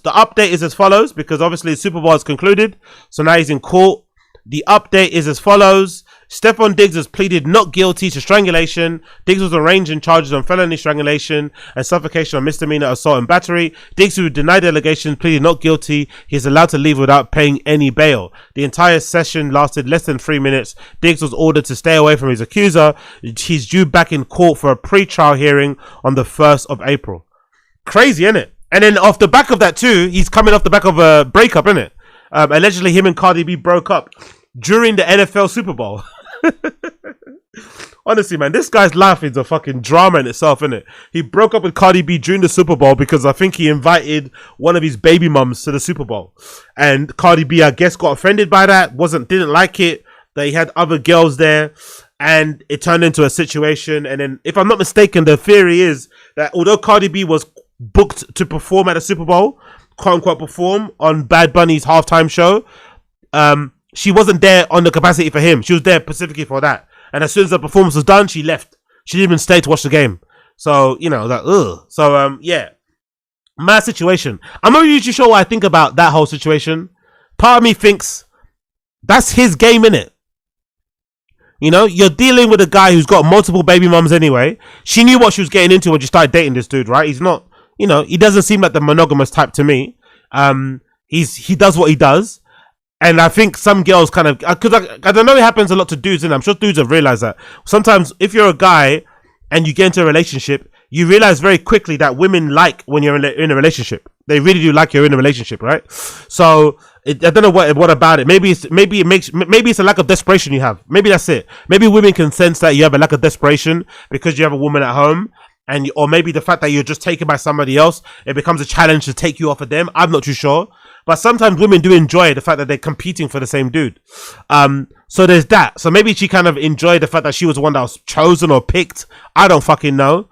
But I think if you're Stefon Diggs, you have every right, in my opinion, you have every right. Although it's messy, I think you have every right to invite all your fucking baby mums to come watch you play Super Bowl at the NFL Super Bowl. Now, if it was me personally, I'm not a big fan of having friends or family watch me do anything. You know, I fucking hate it. I'm not a big fan of having friends and family watch me do anything. So I personally wouldn't want anyone watching me do anything. So I wouldn't invite anybody, whether it was my wife, my fucking children. No, stay the fuck away. Or if you're there, don't let me know you're there. I don't want to, I just want to focus on the game. So I think if you're him and you've got that many distractions, you should probably not have them there. Although he could say they're my family, they're going to motivate me, you're probably better off just like focusing on your game, you know? But hey, it is what it is. It is what it is. It is what it is. Let's move on from that one. Let's talk about the main thing. Big up Doug. Big up Doug. I think his name's pronounced Doug, right? Big up Doug on social media. Big up Doug. One of my favorite follows on sneaker Twitter. There's a few people on sneaker Twitter that I really fucking like. Doug is one of them. The guy called, is it Davos is another one who I really like. Big up Sock Jig, who's got the podcast. I really like him too. There's a few others, right, that I really like on sneaker Twitter, but usually it's a really cool community of people on there. Mostly, unfortunately for me, they're mostly American based. I don't really feel like there's a lot of like European sneaker Twitter people that I can follow that are good. If they are, let me know in the comments down below later on. But for the most part, sneaker Twitter is mostly US based. But regardless, that aside, this controversy is really fucking funny. So this really big, this kind of popular dude on sneaker Twitter called Doug has been hating on KITH, and specifically Ronnie Fieg, how you pronounce his surname, the founder on KITH, for a long time. And it's kind of been, it's part of his, you know, it's part of his thing he does on Twitter. He always kind of sends little bullets, sends little fucking, little sneak disses, little whatever towards KITH and towards Ronnie Fieg. Talking about how bad the brand is, this is dead, this is rubbish, just generally just being a bit of a troll and being funny online. Well, out of nowhere, right? Out of nowhere, Ronnie Fieg somehow got this guy's address and sent him a pair of these fucking Nike Air Force Ones that were done recently, right? They were part, I think that collection that dropped just before Christmas, that was for the kids only. Really amazing Air Force One, mostly made up of like croc or lizard skin on the upper, all green, red tiny swoosh. I mean, just incredibly nice Air Force One. And if I'm not mistaken, they've not been released in adult sizes. They probably will come out adult sizes later, but so far we haven't received an adult size version of this shoe or range so far, because I want the Air Max 95s. There's a burgundy pair of Air Max 95s that are just sensational, that have like on the instep, they have like KITH written on them and stuff, like fucking crazy shoe. So these are probably some of the most coveted KITH collaboration shoes ever. Right, the most coveted. Everyone wants them, especially because they were all only released in kid sizes, limited edition, incredible. He killed it across all of the fucking models, from the Footscape to the Air Force 1 to the Air Max 95. Anyway, out of nowhere, Ronnie Fieg gets this guy's address, who's one of his biggest haters on social media, and sends him a free pair of these Air Force Ones, right? And it breaks the internet. It breaks my side of social media. He also sends a really funny note inside the box that says, "You forgot to hate on these. Enjoy RF," standing for Ronnie Fieg, right? On letterheaded KITH fucking postcard. So it's a pretty fun story, right? That's all it is. It's a pretty fun story on social media to see that, you know, Ronnie Fieg is paying attention to all the things that people say badly about him on social media. And even went as far as trolling back, in a way, trolling back one of his biggest trolls on social media and sending him a free pair of these really limited edition sneakers, right? Well, for some reason, this whole affair completely sent some people into a tizzy. It got people really mad. It got people really fucking mad. In particular, my guy called SneakerPhetish, called Kari, for some reason, he really hated this. And the reason I think I will show you some screenshots later, but from what I can gather, the reason why Kari hated this for the most part, SneakerPhetish, was that he felt as if like Ronnie Fieg was rewarding bad behavior. Like, hey, this guy's a troll. This guy goes out of his way to be condescending, to be rude about your stuff.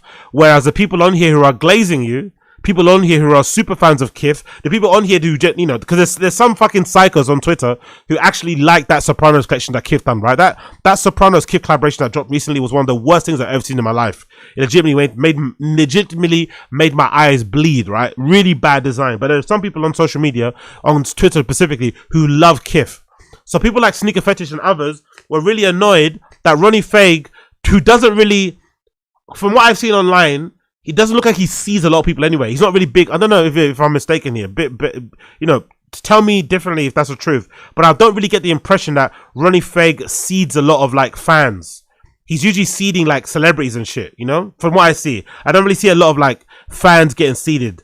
Whereas, you know, other brands do that really well. They kind of look after the, you know, the super fans on social media and shit. Big up fucking Selena Bembry. He's one of them. He's definitely sent me a lot of really good shoes. And one of them I'm gonna review tomorrow actually when I go to Pirate Studios. And also big up John Geiger, right? John Geiger's looked after me from the day dot. So there are some people that kind of seed and super fans and make sure they're looked after because they want to give back to the community that way, or they just want to give shoes to micro conquer influencers because that might spread better. I don't know, or maybe just good people. But I feel like Ronnie Fieg doesn't really seed a lot of fans. It's mostly just like, you know, influencers, celebrities that we all know and love. So people like SneakerPhetish and other people were really pissed off about this because there are other big sneaker Twitter people, like a guy called, is it Adam or Adama? Please forgive me for the lack of pronunciation, but there's another guy who's also a big fan of KITH who never gets seeded stuff from KITH directly. So they were pissed off that this guy Doug, who always hates on KITH, was sent a free pair of these really amazing Air Force Ones, right? And if you're wondering, right, what kind of stuff has Doug said about KITH over the years? This one particular one went viral, which I fucking loved, right? Big up Doug, I fucking love this. This is one of my favorite tweets of his recently. When the Epstein files came out, he decided to take a screenshot of the Epstein files website on his phone, and he was searching for name because you can search in the database of the emails to see different emails, right, and what they contain. He searched Ronnie Fieg. He posted a screenshot of him searching Ronnie Fieg's name in the fucking Epstein files, right? And if I'm not mistaken, I'm pretty sure he got the shoes after this. Most likely, Ronnie Fieg saw this post because this post got like 65,000 views on Twitter alone. And I'm pretty sure it was posted on other sneaker accounts and social media accounts and stuff. So Ronnie Fieg probably saw this post and decided to send him the fucking free shoes. So you have to give Ronnie Fieg credit. You have to give Ronnie Fieg. Ronnie Fieg's a bit corny, right?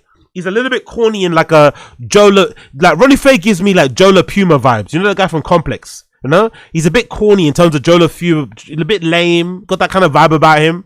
But he does seem like he's got a good sense of humor. It does seem like he's got thick skin. He's able to take the bullets because, you know, some people would describe him as like, you know, like the stuff is a bit mediocre, the product, you know, not to be, you know, lame, but maybe it's just because the brand's so big, it's hard to make quality stuff. The stores particularly look too shiny and bright and like weird jewelry stores, in my personal opinion. And again, the clothing just isn't great. There's the case in point is that Sopranos collection recently. That Soprano collection recently was fucking disaster.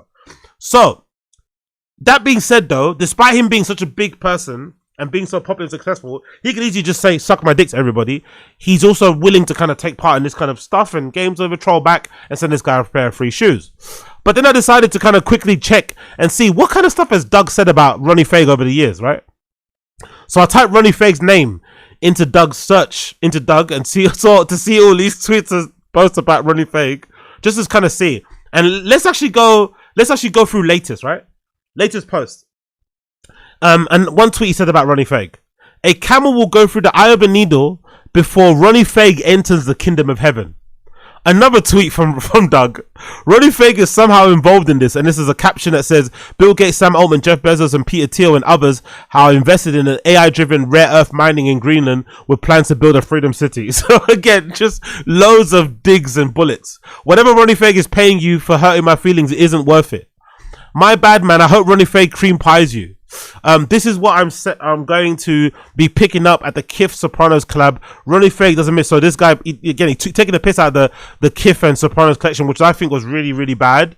He made his own version of the KITH Ronnie Fieg stuff that looks just as bad as the stuff that Ronnie Fieg made, right? Just taking a piss, right? Really taking the piss out of Ronnie Fieg. Another tweet from Doug: Ronnie Fieg is in the fiery depths of hell, await you for not making the footscapes in men's sizes. Again, this is one of their best collections ever. Again, yeah? I can't wait for them to come out in men's sizes. They're going to come out eventually in men's sizes. Personally, I really want the Air Max 95s. He says here, they have Ronnie Fieg hooked up to a machine somewhere underground in NYC, and it's just shocking him until he comes up with a collab every week. Oh, okay, it's an evil spirits which made Ronnie Fieg consistently drop bullshit. Another one, he says, baby clothes with graphic tees you'd find in Walmart. One thing about Ronnie Fieg is that he's consistently pumping out bullshit. Gotta appreciate his consistency in that sense, I guess. He's just ripping into Ronnie Fieg. Ronnie Fieg, hell is not enough for you. Again, I said about Joe LaPuma of Energy. Ronnie Fieg sitting courtside with Joe LaPuma. You couldn't get, this is the opposite of aura, isn't it? This picture of Ronnie Fieg and fucking Joe LaPuma from Complex sitting courtside, I think during a Knicks game, wearing these really cool KITH Air Max Knicks colorway shoes, is the opposite of aura. Opposite of fucking aura. So I fucking hate it. Doug again goes, Ronnie Fieg, ... KITH collab, right? Look at, honest, but I don't blame him though, because look how bad this t-shirt is. This KITH and Joga t-shirt. Look, the lack of effort that's made in creating that shirt is just phenomenal, isn't it? The lack of effort that went into that graphic design, like that is just awful shirt. And that's the thing that is true what he's saying. These are like mall store graphics, but the t-shirts aren't cheap. KITH stuff is not cheap, bro. KITH stuff is, I would imagine, I haven't seen it yet, but I'd imagine a KITH t-shirt is like £90. Let me just see anyway. I'm pretty sure a KITH shirt, if I want the KITH t-shirt, how much am I paying? I think I'm paying like 90 quid. It's not going to be fucking cheap. Let's see how much am I paying for a t-shirt. What are they gonna sell me a t-shirt for? Let me scroll down and see. I'm scrolling down. I want to find how much is a basic t-shirt from Ronnie Fieg. I bet you that shit is like 100 quid. Let's see, a t-shirt, yeah? Valentine's t-shirt. £65. It's too much for these dead graphics. It's really too much for these dead ass graphics. So I completely understand Doug's hate for KITH, because for the graphic and for the artwork, it's just too much money. It's just way too much money. Anyway, a couple more tweets from Doug here. Ronnie Fieg, you'll never see heaven. Ronnie Fieg, you'll never be Ralph Lauren. Go to hell. Polo bar knockoff. Oh Jesus! I thank Ronnie Fieg for making a collab so dog shit that Giorgio decided to move into the afterlife. Jesus Christ! Ronnie Fieg, you'll never be Ralph Lauren. If Ronnie Fieg was the creative director of Supreme, he'd have a Heinz ketchup collab within a month. Ronnie Fieg did those Bapesters that were in Portugal, and they were best shoes he's made in his entire bitch ass life. But apparently, the high retail made them hard to sell, so he's never run it back. Whack. Ronnie Fieg, if you ever release these, you're gonna go take Travis Off life too. How Ronnie Fieg probably feels when he drops another dog shit collaboration. So basically, this guy's the biggest Ronnie Fieg hater, right? Oh no, there's one good post about Ronnie Fieg. About these Bapesters. I actually don't remember seeing these. These are really nice to be fair. I don't blame him for liking these. These KITH Bapesters are really well done. One is done in this really nice suede camel colorway, and the other's done in all white, all leather. So a really cool shoe. And this is his best, his nicest thing he said about Ronnie Fieg. He says, the only actual good shoe that Ronnie Fieg has put out, made in Portugal, babe, stuff from 2016. Oh, but they're from 2016. They're not from recently. All you did was use premium materials and a simple colorway, you stupid bitch. Just do it again. He really doesn't like Ronnie Fieg. Ronnie Fieg wants to be uploaded so fucking bad. Just in case people couldn't tell, you were wearing KITH for the other 65 logos. Ronnie Fieg, are you ready for hell? After you spend 250,000 at tier 3, Ronnie Fieg will personally deliver you orders and small kiss on the lips and whisper just us into your ear. I will continue to disrespect KITH and Ronnie Fieg in 2024. Like, this guy hates Ronnie Fieg. Anyway, you get the point, right? You get the point. So, the controversy is this. Doug actually sold the shoes. Those super rare shoes that Doug got, right? These super rare shoes, we have no idea when they're meant to drop in adult sizes. Everyone wants them. They're gonna cost, they're gonna sell out instantly when they do eventually drop. They're gonna go for high amounts on resale. Everyone wants these fucking shoes. And Doug ended up actually selling them. Even though he got them gifted to him, he ended up actually selling them. And the reason why we found out he ended up selling them is because of this post. This other person called Whorehead, by the way, horrible name, Whorehead Sales. This other person called Whorehead Sales posted this picture on social media, clout chasing basically, saying that KITH sent him a pair too. Right? He said KITH sent me a pair too of these shoes. Right? And everyone was like, oh my god, fucking hell, KITH, they're gonna come out soon. Da, da, da, da. So then I guess Ronnie Fieg reached out to whoever platform posted about them and said, that's not true. I didn't send that second pair you just posted. So he clarified it on social media, said that's not the pair. And then obviously the conversation turned to, are those fake? Are those real? Blah, blah, blah, blah. So Doug then stepped into the conversation and clarified that those shoes pictured were actually his. And he sold them to that whorehead sales guy. And he posted the following caption about why he sold them. He said, hey, so I sold the shoes. I really didn't want to. The reaction to getting them was genuine, but sometimes life presents opportunities too good, and this was one of them. My aunt was unfortunately deported earlier this year. She left behind 4 young children. Her assets were seized, and she's alone, so the money went directly to her. A safer place for her to live, bills, etc. I wasn't really involved in any of the post antics once they left my hands. I generally am thankful for the gesture of Ronnie Fieg. I would like to think that I did it for the right thing. Even so, now I feel weird selling a gift, but in this moment, it was far bigger than me. Once again, thank you. And I just want to say, big up Doug for that. What an incredible gesture. What an incredible thing to do. He deserves everyone's respect for doing so.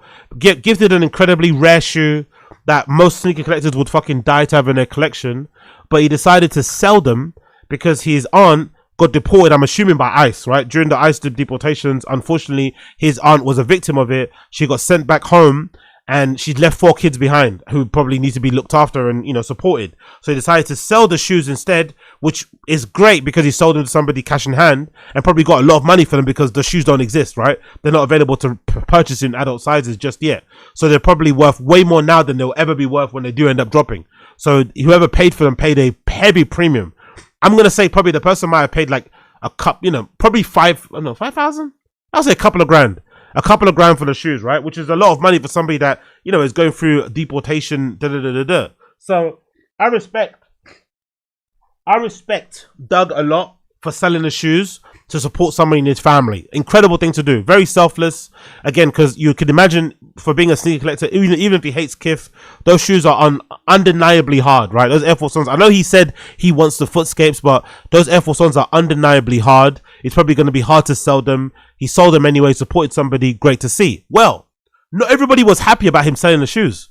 I know it sounds crazy, but not everybody was happy that he sold the shoes. So he sat down actually recently with Sock Gig. I've not watched this or listened to his podcast just yet, but he did sit down recently with my guy Sock Jig and they had a conversation about the whole thing. But I want to show you some screenshots of the back and forth Doug had with my guy SneakerPhetish Kari, which was really entertaining to watch from the outside in because they both hate each other. Or I guess Kari hates Doug more. I think because of the sneakers and shit. But they had a very tumultuous back and forth, right? So, I didn't get all of the screenshots because unfortunately Kari is one of those people that loves to delete tweets, which is fucking annoying. So I don't have most of these tweets because a lot of them were deleted. But this is what I can kind of gather from what went forward, what kind of comments with these guys, right? They're back and forth. Kari said as following: I didn't speak much on this, but I will say I really wish Ronnie gifted the friends and family to somebody that would have appreciated them, right? So this is the kind of discourse. There are some people out there that hated that Ronnie Fieg gave the shoes to a known, well-known, well-documented, very vocal hater of KITH. And then Doug replied to that tweet, which doesn't name him, a little bit of a sneak this, but doesn't name him, and said, you left multiple comments on multiple posts on different social media platforms, giving some sort of passive-aggressive comment or I'm going to keep my opinion to myself. And I invited you to talk to me about the shoes, but when I received them. But surprisingly, you declined. You really are an insufferable rat. So basically, Doug letting Kari know that he's not the biggest fan of him. So, you know, basically they're on two sides, either ends of this debate. One person thinks he shouldn't have got the shoes anyway, and if he did get the shoes, don't sell them. The other guy thinking, I got the shoes, thank you, fucking Ronnie Fieg, but I'm in a bad, you know, somebody in my family's in a bad spot, and I want to help them out, and I can help them out by selling these shoes and raising a lot of money, and that would help them in real life, because I'm not really gonna, you know, maybe he's not really gonna wear them because he's really not a hardcore fan of KITH, or maybe he hates Air Force Ones. So they're both in different sides of the argument here. The back and forth continues. He says to another, that's the same screenshot, sorry. Another screenshot here. Kari says to him, the focus wasn't you. You're replaceable with anyone problematic who trolls on the timeline. There's hundreds of you on sneaker Twitter. I couldn't care less about what you did, said, or the effect or of the after effects of your trolling. Doug quote tweets him and says, this is literally all you ever will be. This is really harsh, by the way, from Doug. Really fucking harsh. Doug says to Kari, this is literally all you will ever have. You're going to work 30 plus hours till the day that you maybe retire. Walk into your empty house day after day, greeted by nobody but a wall of clear plastic containers with some sneakers, some LED lights, and your computer. This is it. This is as good as you're going to get for you. This is as good as it's going to get for you. This is your magnus opus at 40 plus years of age. You care a lot.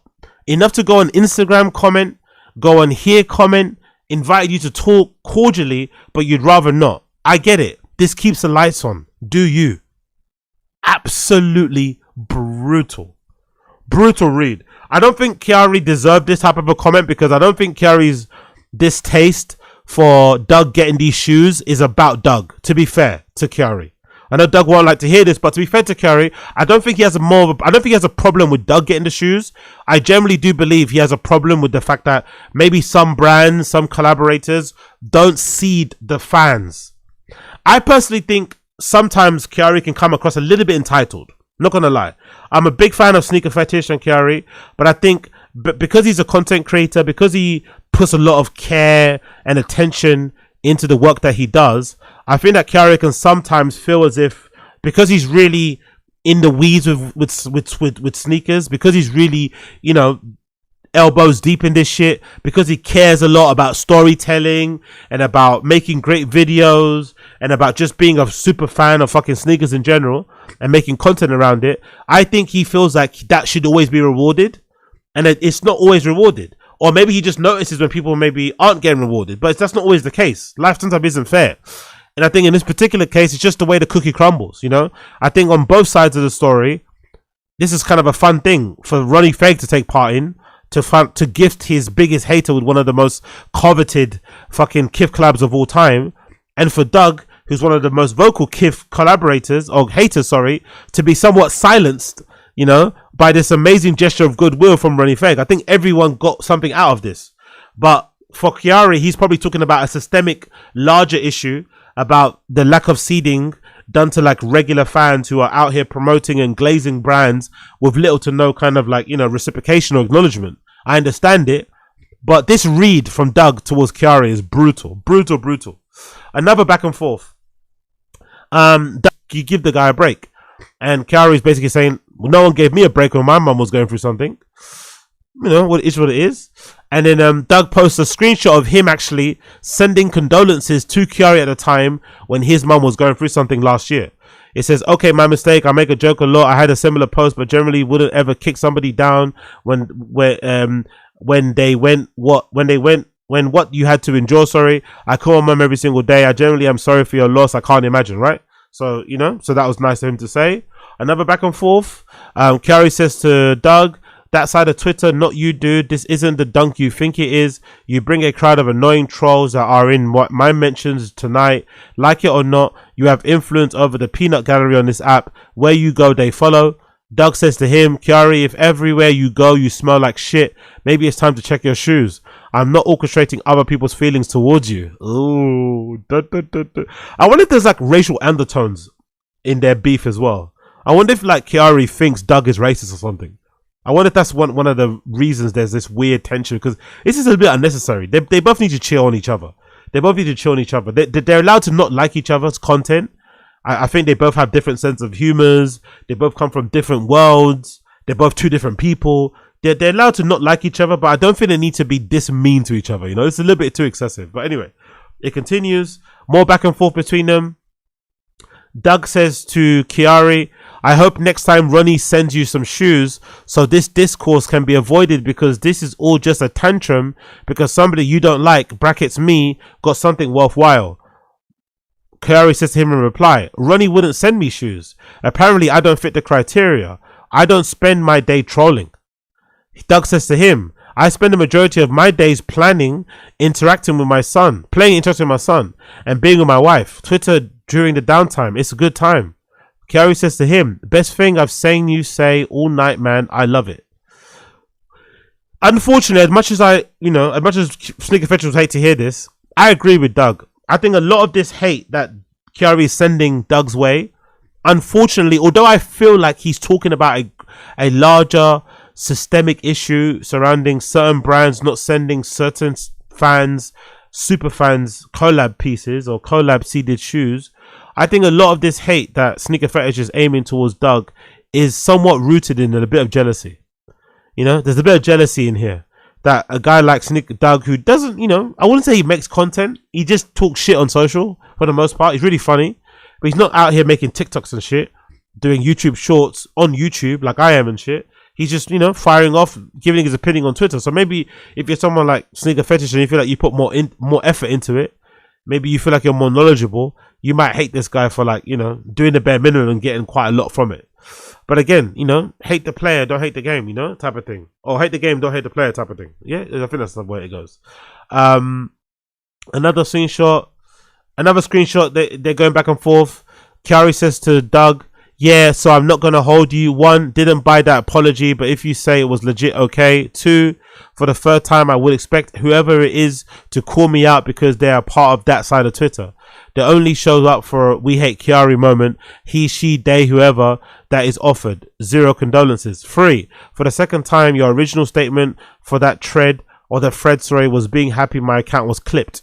You don't rock with me that bad. Don't see me. Don't interact. Act like I don't exist on this app, man. I'm not your cup of tea, and I completely respect that. I'm not here for everyone. He says to him, Doug says back to Kari, the Herculean efforts you go through to never admit wrongdoing is genuinely unbelievable. So Doug really hates Kari. He really fucking hates Kari. And I think that the feeling's mutual. Kari says to him in reply, thank you for the apology back then, Magnum Doug. I really appreciate it. I surely appreciate it, sorry. You offered condolences after celebrating my account being suspended. Means a lot to me. I misspoke on that. I was wrong. I hope this satisfies your desire to see me apologize for being wrong. If not, please let me know what else I can do to make sure you and whoever else is happy. That's of the utmost importance to me. The entirety of the rest of my statement remains. Small goalpost move, but it's cool. You alluded to helping others in real life as opposed to you online. Never once mentioning your job. Now you're gaslighting with the transaction line when you know that wasn't the tone. You're being an engineer isn't an excuse for your behavior online. And for the record, I'm also in engineering. The more you know. Doug says to him, isn't an excuse for my behavior online. Are you trying to parent me? LMAO. Another guy says to Doug, yo, what's wrong with sneaker community? Sneaker Fetish is one of the most real people on X. For 2+ years, I have been following him. He has helped me to become a better person. Ugh, yuck, yuck, yuck, yuck, yuck. My soul collection, you gotta relax with the glazing. You gotta relax with the glazing. This is a little bit too much. In the last 2 years, he's helped me become a better person, encouraging me to be creative, helped me spread the word about my disability rights. What do you do? Yuck, by the way. I don't like that at all, but whatever. He says to him, that's fantastic that he did that for you, and I'm happy for you truly. This is not my livelihood. I don't eat from this community. I do things which are tangible in ways I can help. Kari says to him, yeah, that isn't my livelihood either, but your rant was funny. And if we're talking about tangible ways in helping others, grab a seat. We'll be here a while. I never discredited who you were or what you've done for others, so don't attempt to do that with me. Doug says to him, you're really trying to qualify your acts of kindness right now. A competition. Like making things that you've done seem like a transaction. I'm an engineer by trade. I meant tangible in the sense of building something physical. Jesus Christ. They were going back and forth forever on social media, and it's really unfortunate. It's really fucking unfortunate, but I also understand why. Because unfortunately sneaker seeding is somewhat broken. Because I feel like this should be the norm. I feel like some brand people, some owners of brands should be sending their biggest haters free shoes. I think it's a fun thing to do, but I think in general they should lay off sending fucking shoes to the, I don't know, the bloody Osiris's of the world, the Plaque Boy Maxes of the world. You're not really going to appreciate them. Send them to actual sneakerhead fans. Nowadays, there's so many on social, especially places like IG, showing off their collections and shit. Share them with those people. Give the shoes to actual fans who are going to wear them, who are going to appreciate them, who are going to talk about the shoes ad nauseum. I feel that that's a way better way to go about doing things. But for whatever reason, and I mostly think it's because of just social media and engagement and shit and just making the job easier, because let's be real, if you do want to go and seed shoes to actual sneakerheads, that's a full-time job to know who's who, plug them in and stuff. But in order to get shoes out to influencers and noteworthy people, that's easy. Most agencies have the same Rolodex of the same people who they send shoes to. So I understand why they decide to just send those shoes to the very same people. But those people don't appreciate them. Most of them sell them. Most of them can't name the shoe. I mean, it's just not worth everything. But I think if you're going to sell limited edition shoes to sneakerheads, I'd much rather see people in the sneakerhead community getting those shoes for free, because I'm more willing to buy them. I'm more willing to buy a shoe if I see somebody from my quote unquote community directly who I kind of listen to on spaces. Maybe I follow them when they're, on fucking Twitter regardless. I just like their content. I'm more willing to be influenced to buy the shoe because somebody that I quote unquote know and have a parasocial relationship with online got them, as opposed to some big celebrity who gets everything for free. Every time there's a seeding for a big collab, Sakai and Carhartt comes out, they've got the free shoe. The fucking Action Bronson New Balance thing comes out, they've got the free shoe. That kind of person who gets everything for free all the time, they don't really influence me, It's anything, when I see them get another limited edition thing for free, I just scroll by, I just keep on scrolling by. I don't actually even bother engaging with the content. So I feel like in the just world, in the fair world, someone like Doug would get the Ronnie Fieg, KITH, Nike collaboration still. And somebody like SneakerPhetish, the other guy called Adham or Adma, I forgot his name, apologies, he would also get something as well. Everybody that's involved in sneaker Twitter would get some. Because I feel like sending shoes to actual sneaker Twitter people is way more worthy than sending shoes to random fucking celebrities who aren't going to wear them and aren't going to be appreciative of them, in my personal opinion. So I love this. I love this. I love this. I love this. I love this. Big up the people on Twitter. Somebody says here, listen to a Twitter space where Doug guy got pressed. He wasn't as funny or witty off Twitter. Really? Why did he get pressed? Why did Doug get pressed about it though? I don't understand. Why is he getting pressed about selling the shoes to support his family member who was going through a hard time? I don't understand that. That doesn't make any sense to me. I really don't understand why anybody would have a problem with him selling his shoes to support somebody in his family that was going through a tough time. He's never loved KITH. He's always made it very clear that he fucking hates KITH, right? Hates anything Ronnie Fieg does. Ronnie Fieg sends in the shoes to be nice and to kind of be a bit of a troll, but you're sending it to a hater. Like, he's free to do whatever he wants with it. I know it pissed off some people in the community, but pressing him and saying that he shouldn't have got the shoes is just, I don't know, it's a bit lame. I don't really get that. Big up Ontentozo. Big up Don Dotter. AZ in 3 days. I got sent free Ronnie Fieg. I don't think I'll even talk about it. I'm not going to lie. KITH stuff is so bad, I don't even think I'd even mention it. I won't even mention if I got some free stuff from KITH. KITH is horrible. Terrible, terrible brand. I don't really understand. I never really got, I kind of got the hype of KITH when they first started making the tracksuits. You remember the tracksuits? When KITH started making tracksuits for when they first launched, I kind of got the hype, but I've never really got the hype since then. KITH is awful, man. Awful, awful brand. A lot of sneakers that are over 30 are a bit odd. I fit into the bracket, but I've never been one of those Jordan, Nike obsessed freak. Yeah, I just wear shoes for the bracket. I'm never been obsessed with the brand. Like maybe early on. No, I take that back. Maybe super early on. When I first got into sneakers, I was a bit of a Nike obsessed person.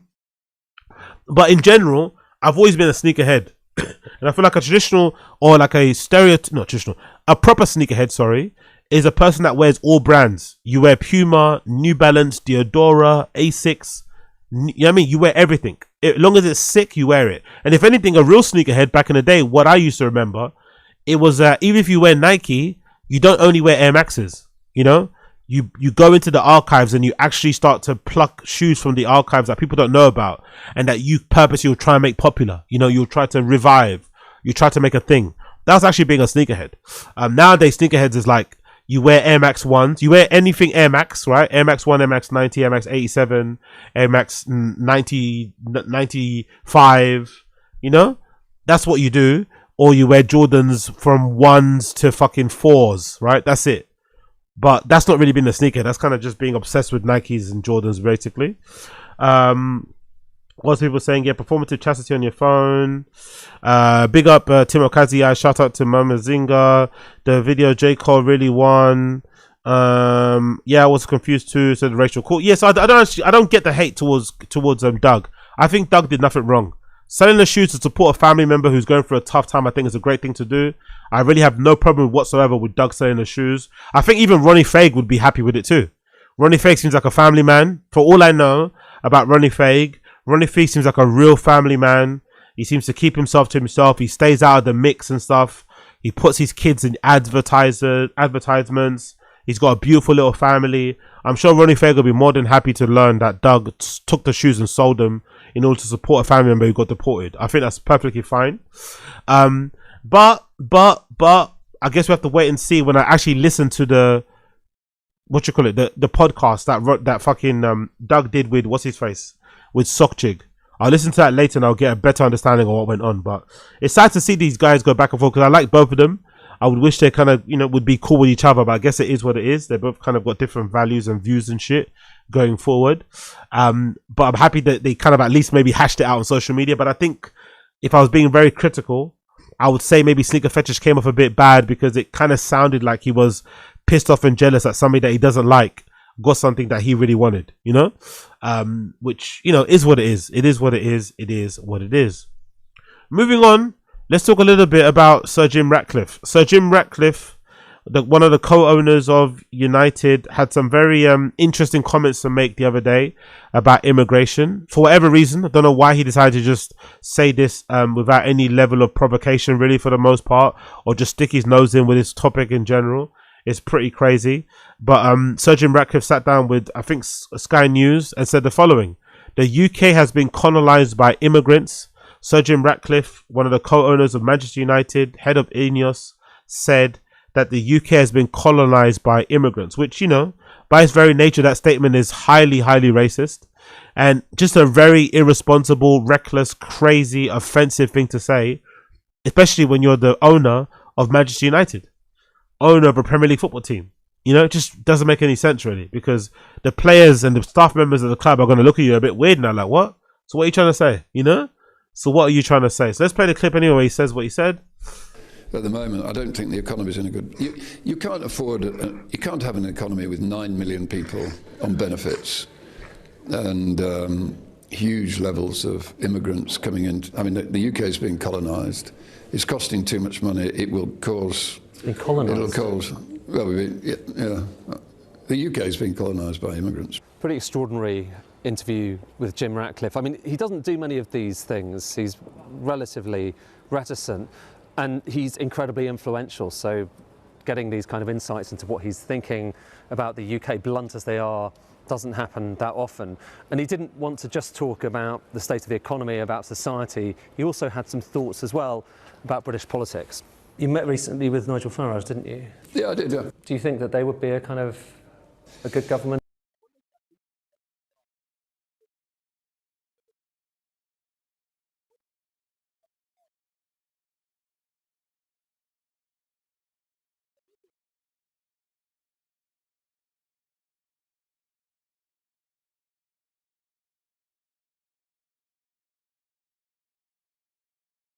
If they were to win the next election? I think Nigel is an intelligent man, and I think he's got good intentions, but in a way you could say exactly what I just said, I wonder if his meeting he had recently with Nigel Farage, the head of Reform, had anything to do with this incredibly racist statement that he made. You know, I wonder if it had anything to do with it. The fact that he met with Nigel Farage in the first place is incredibly problematic in itself. But the fact that he met with him and then soon after, during a Sky News interview, sits there and says the UK is fucking colonized by immigrants, leads me to believe that Nigel Farage is having a bit of an influence on him. They're probably closer than he would like to lead on. They probably have more meetings than we probably are aware of. Really fucking scary to know that the owner of United has such bigoted, racist views. It's fucking crazy, man. the same about Kia when Kia came in. I think it needs somebody who's prepared to be unpopular for a period of time to get the big issues sorted out, would be my view. Yeah. Unfortunately, I've seen quite a bit of it at the football club, of course. If you do difficult things, which we felt that we had to do at Manchester United, but we felt they were the right things to do. By difficult things, I think he means firing the majority of the staff in it. I mean, which still doesn't sit right with me. A lot of those staff members, like fucking that guy Red Devil would say, a lot of those staff members are people that are working on, like, you know, minimum wage jobs, right? People that weren't making crazy amounts of money, people that were just getting by, that were the fabric of the club, that played a huge role in the success of the club over the years, played some role, contributed definitely into creating that atmosphere at the club, were all fired, as most people do, right? Whenever you take over a company and you want to basically improve profits and stuff, you just shrink the workforce. You get rid of the tea lady, you get rid of the free lunches, all this malarkey that he did. He completely gutted the club, basically removed the soul from it. The only reason the club still has any type of soul is because we play at Old Trafford. The players are doing pretty well at the moment now, and generally the fans around the club. But everything else has been completely gutted, right? In terms of making sure that he balanced the books and the profits are where they need to be. When really what should have been done was investing back into the club, right? Investing into the club, hiring more, investing more into the actual transfer budget, getting more players in, and actually helping the club be successful on the pitch, which would then, weirdly enough, allow the club to be successful on the books, on the balance sheet as well. But he didn't do that, cut all the people off, fired them, and now he's here talking about difficult decisions. Bro, you've ruined people's lives, man. Ruined people's lives. Ruined people's lives. I'm very unpopular for a while. Do you feel unpopular at the moment? Well, I've been very unpopular at Manchester United, yeah, because of, you know, we'd made lots of changes there. Actually, funnily enough, I wasn't here to talk to... He's been, again, he's really underplaying the lack of the hate. The hate he gets from Manchester United fans isn't because of the changes, it's because of lack of the success. The lack of direction. I think the hate from me starts with INEOS the moment that they kept Erik ten Hag on board. When they came in and they kept Erik ten Hag on board after the FA Cup final and gave him a new contract, that's initially when I was having my biggest doubts about INEOS, because that was such an easy decision to make. Erik ten Hag, one of our, he's been a bit of a bad manager he was one of the worst managers that we've had, and I really just didn't enjoy his personality. But he ends up winning us the FA Cup against Manchester City in a really good, entertaining game with some great goals. That would have been the perfect time to have given Erik ten Hag the golden handshake, signed him off, paid him off, and then gotten a new manager, even if that was Ruben Amorim, to start on a blank slate. And then giving him that summer to get rid of players, sign players, and then we could have gone into a new season, started off, whatever.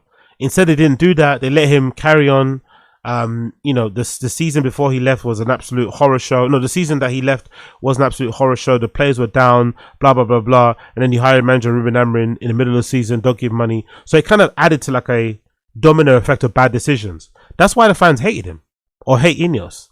The lack of transfer budget, even now with Carrick. If Carrick gets a job full time, I don't really think he's going to get much of a transfer budget. He's going to have to just make do what you will have available, or you have to sell to buy. So the INEOS buyout has been for the most part, an unmitigating failure. I think across the board, I think most fans can say without any shadow of a doubt that the INEOS ownership has been a failure. Most of us would prefer to be sold or be bought out in full by another conglomerate, another ownership, whatever, to just take over from the Glazers and the INEOS in totality, just get them out. Because this co-owner thing hasn't worked. INEOS have been very frugal in the way that they've kind of dealt with things, and they've been very inept with how they've kind of made footballing decisions in terms of hiring people, firing people, signing players, not signing players. It's been a fucking horror show, really.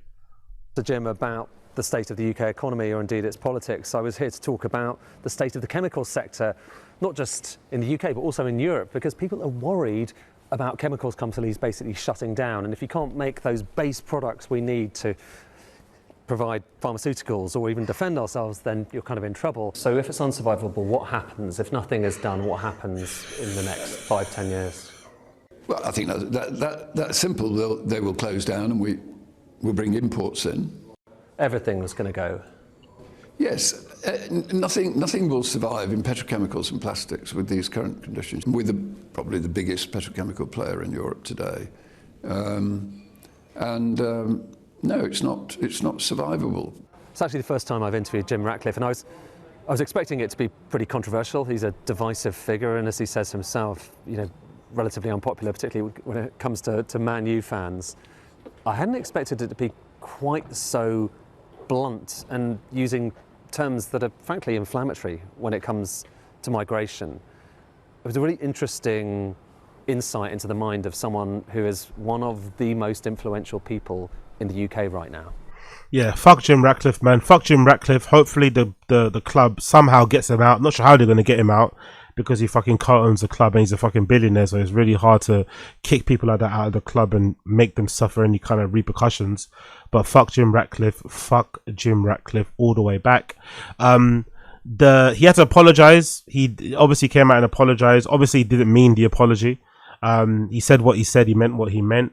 It is what it is, but he did come out and apologize. Keir Starmer urged him to apologize, but he did actually come out and apologize.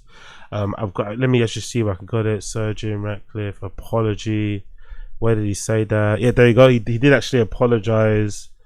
Yeah, there we go. He apologized on the 12th. He said, Sir Jim Ratcliffe has apologized for his comments that he made on immigration that were branded offensive by the Prime Minister. On Wednesday, the billionaire co-owners told Sky News that the UK had been colonized by migrants, insisted that Keir Starmer was too nice to do difficult things.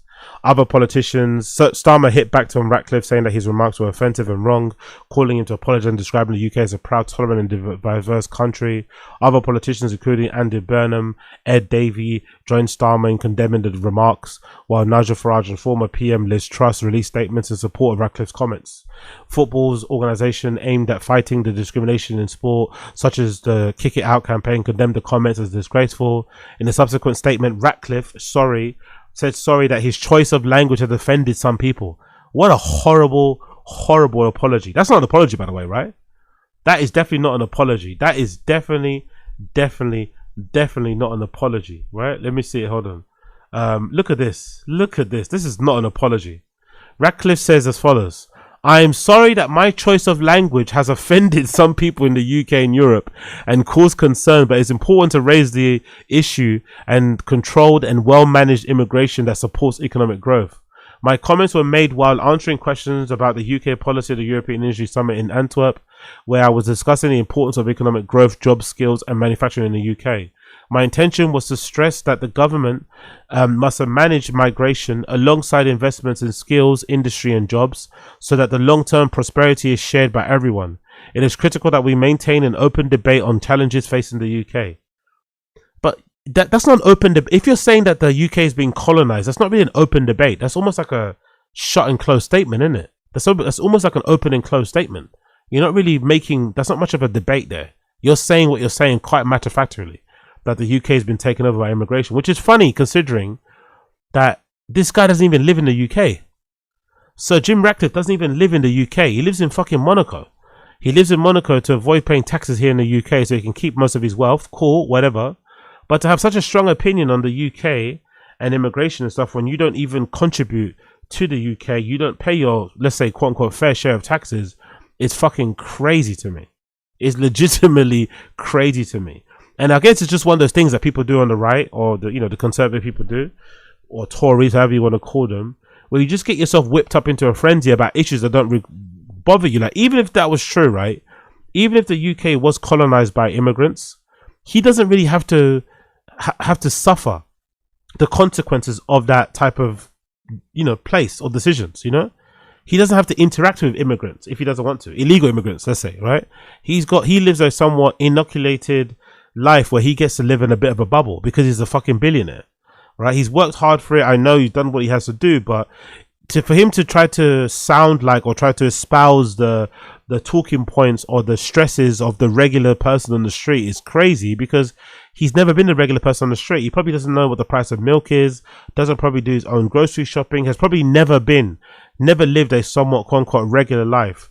For the majority of his life, he's probably been a billionaire or been very wealthy. So for him to suggest that his life is somewhat impacted by this colonization of immigrants in the UK is facetious, you know?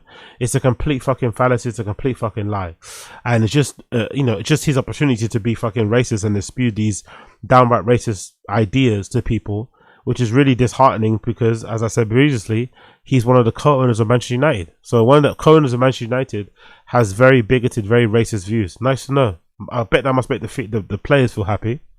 The club had to actually put a statement out, yeah? So he made such a fucking splash that Manchester United has to put a statement out clarifying their stance and everything. Man United, the club, said as follows: Man United prides itself on being an inclusive and welcoming club. Our diverse group of players, staff and global community of supporters reflect the history and the heritage of Manchester, a city that anyone can call home. Since launching All Red Equal in 2016, we have embedded equality, diversity and inclusion into everything we do.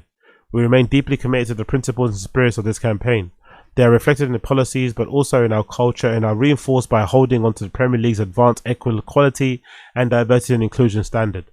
Over the course of the season, we have participated in events and initiatives at our men's and women's games, making mental health, LGBTQ plus inclusion, known for racism, violence against women and girls, and homophobic chanting. We have also celebrated our supporters club events, including our Disabled Supporters Association Christmas party and our Jewish Supporters Club's Chanukah event, Free Palestine. In the weeks and months ahead, we'll be supporting further initiatives in these areas. This all sits alongside the incredible work which Manchester United Foundation undertakes in and around Manchester on a daily basis. Manchester United reflects the unity and the resilience of all the communities we are so privileged to represent. We will continue to represent our people and our city and our fans with purpose and pride. So even the club press department had to come out and separate themselves from Keir Starmer. So a real fucking shit show, a real sad time, a real blot on the history books of Manchester United that we're unfortunately owned by a racist. Kind of crazy to think that, isn't it? It's really kind of wild to know that we're owned by an outright fucking racist. Really fucking sad to hear. Really fucking sad to hear. And the apology wasn't worth shit, to be honest. It wasn't really that much of an apology. It was more of a I'm sorry if you offended apology. So fuck Keir Starmer, I'd say. Fuck Jim Ratcliffe. Fuck INEOS. And hopefully in the future, us fans are lucky enough to live in a timeline, to live long enough to see that the Glazers either go bankrupt, have to sell the club, or they have to sell to an owner that can take us back to former glories. Because I feel like this is another consequence, another kind of thing about the Glazer ownership. Although it's Jim Ratcliffe said what he said and not the Glazers, I feel like this is just one of the constant things that happens when you're cursed with Glazers as owners. I think the moment that we break our curse, we break this grip that the Glazers have on us, I think we'll return to former glory. I've always stated that I don't think we'll ever win a league title or a Champions League with the Glazers as owners. They are a cancer to our club. They've done nothing but bad things since they basically took over the club. We've seen in the history books that the only person who succeeded under the Glazers in a big way was Sir Alex Ferguson. So the only way we could ever win a league title or a Champions League title is if we have a manager of Sir Alex Ferguson's class again to do that. But, you know, how likely is it to find another Sir Alex Ferguson within our lifetime? Probably impossible. So we need the Glazers gone. We have the Glazers gone. It gets rid of INEOS too. We're happy fucking Larrys. But until that happens, we're going to have to live with this forever because, you know, we're managed and kind of operated by absolute psychos and losers. So fuck Jim Ratcliffe. Fuck Jim Ratcliffe. Talking about fucking. Big up Clavicular. Clavicular did something that not a lot of people thought he could do, especially off the back of the recent arrest he had in Arizona. Clavicular managed to walk for New York Fashion Week, for Elena Valez. Clavicular managed to, against all the odds, although he was out on probation with the whole charges from the ASU, and he was banned from drinking, banned from doing drugs, recently got his charges dropped. All that kerfuffle, I think, fucked up his chances of doing more Fashion Week stuff.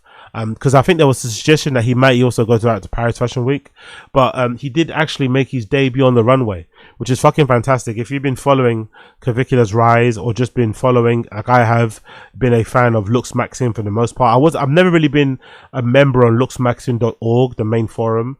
I've mostly been following Luxmaxxing stuff on YouTube with different type of creators in terms of, you know, ascending and kind of glowing up myself and looks wise and stuff and whatever else it may be.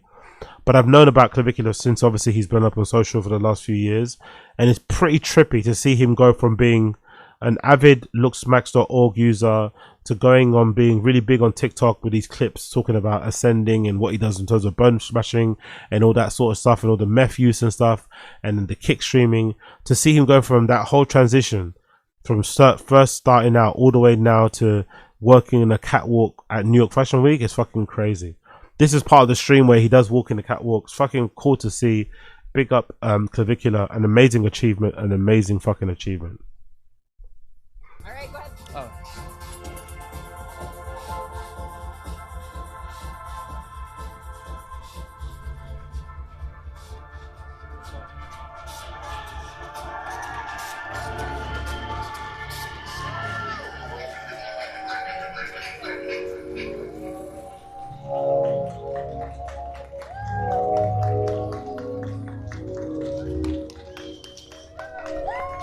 So cool.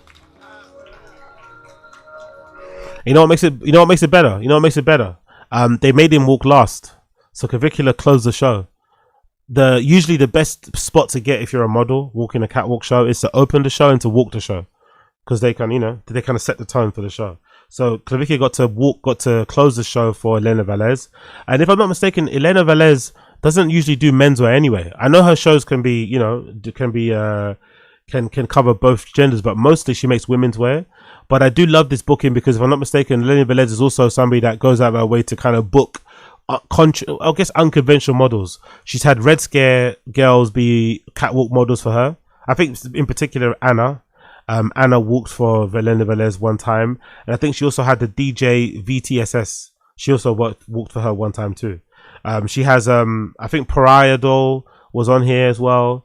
That person, they walked the show, and obviously Clavicular also walked the show. So I like that, you know, Elena Valez is kind of plugged in when it comes to content creators, live streamers, and just, you know, social stuff as well. But this is a really big honor that he got to close the show during New York Fashion Week.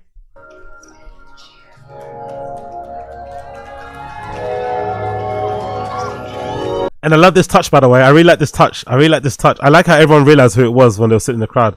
I like the touch of letting him have his streaming mic on. They let him keep his streaming mic on his shirt, and they also let him hold his phone in his hand, because that's the phone he uses to read the chat, right? Like most IRL live streamers.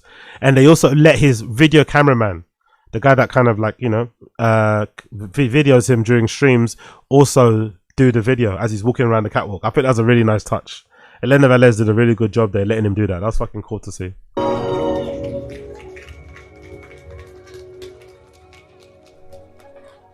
And also, to be fair, the smart thing also that she done, Elena Valez, by inviting Clavicular to watch the show, he live streamed the show, because the show wasn't live streamed. I'm pretty sure the show wasn't live streamed, so she got to have a free live stream of the show by booking him. You know, I don't think he got paid. I don't think usually when you do catwalk shows they don't pay you. Usually the look is good unless you're like a proper model, but if you're like a guest they don't usually pay you. You usually want to do it because it's a good little look for you, brand wide, especially for someone like Clavicular who's like into looks maxing. This is like the pinnacle of a looks maxer. A looks maxer basically wants to be conventionally attractive in like a model way, in like a European model way, right? You want to have that jawline, that cute, that, you know, the cute features, the whatever you kind of want to look like a male model. So to go from being a forum dweller, a basement dweller, a forum poster, to walking on a fucking fashion week catwalk show, that's like the biggest honor, the biggest achievement you can have as a looks maxer. So he would have definitely done this for free. Although Clavicular makes a lot of money on KITH, he makes hundreds of thousands of dollars per day, per week, millions per year. He would have probably ran to the opportunity to do this for free. And the really cool thing about this is that this will probably open other opportunities for him to walk other shows. So don't be surprised if you see him at Milan. Don't be surprised. I doubt he'll do London, because I think people in London are a little bit too fuddy-duddy with some of the stuff he's may have said in the past, and you know, the whole controversy with him and Sneaker and Andrew Tate and Nick Fuentes at the club singing the Hard Hitler song, right? I think maybe a lot of London people will be a little bit more woke and politically correct and won't want to sign him or won't want to book him for do a show. But I wouldn't be surprised if I saw him walk in Milan for D&G, if I saw him walk for fucking number 21, if I saw him walk for, who's that other guy? Philip Flim. I wouldn't be surprised if I see him do something for Philip Flim. I wouldn't be surprised if I see him walk for fucking D Squared. I wouldn't be surprised if I see him at Paris Fashion Week walking for somebody. So I think this one opportunity will definitely open the doors for other opportunities coming forward.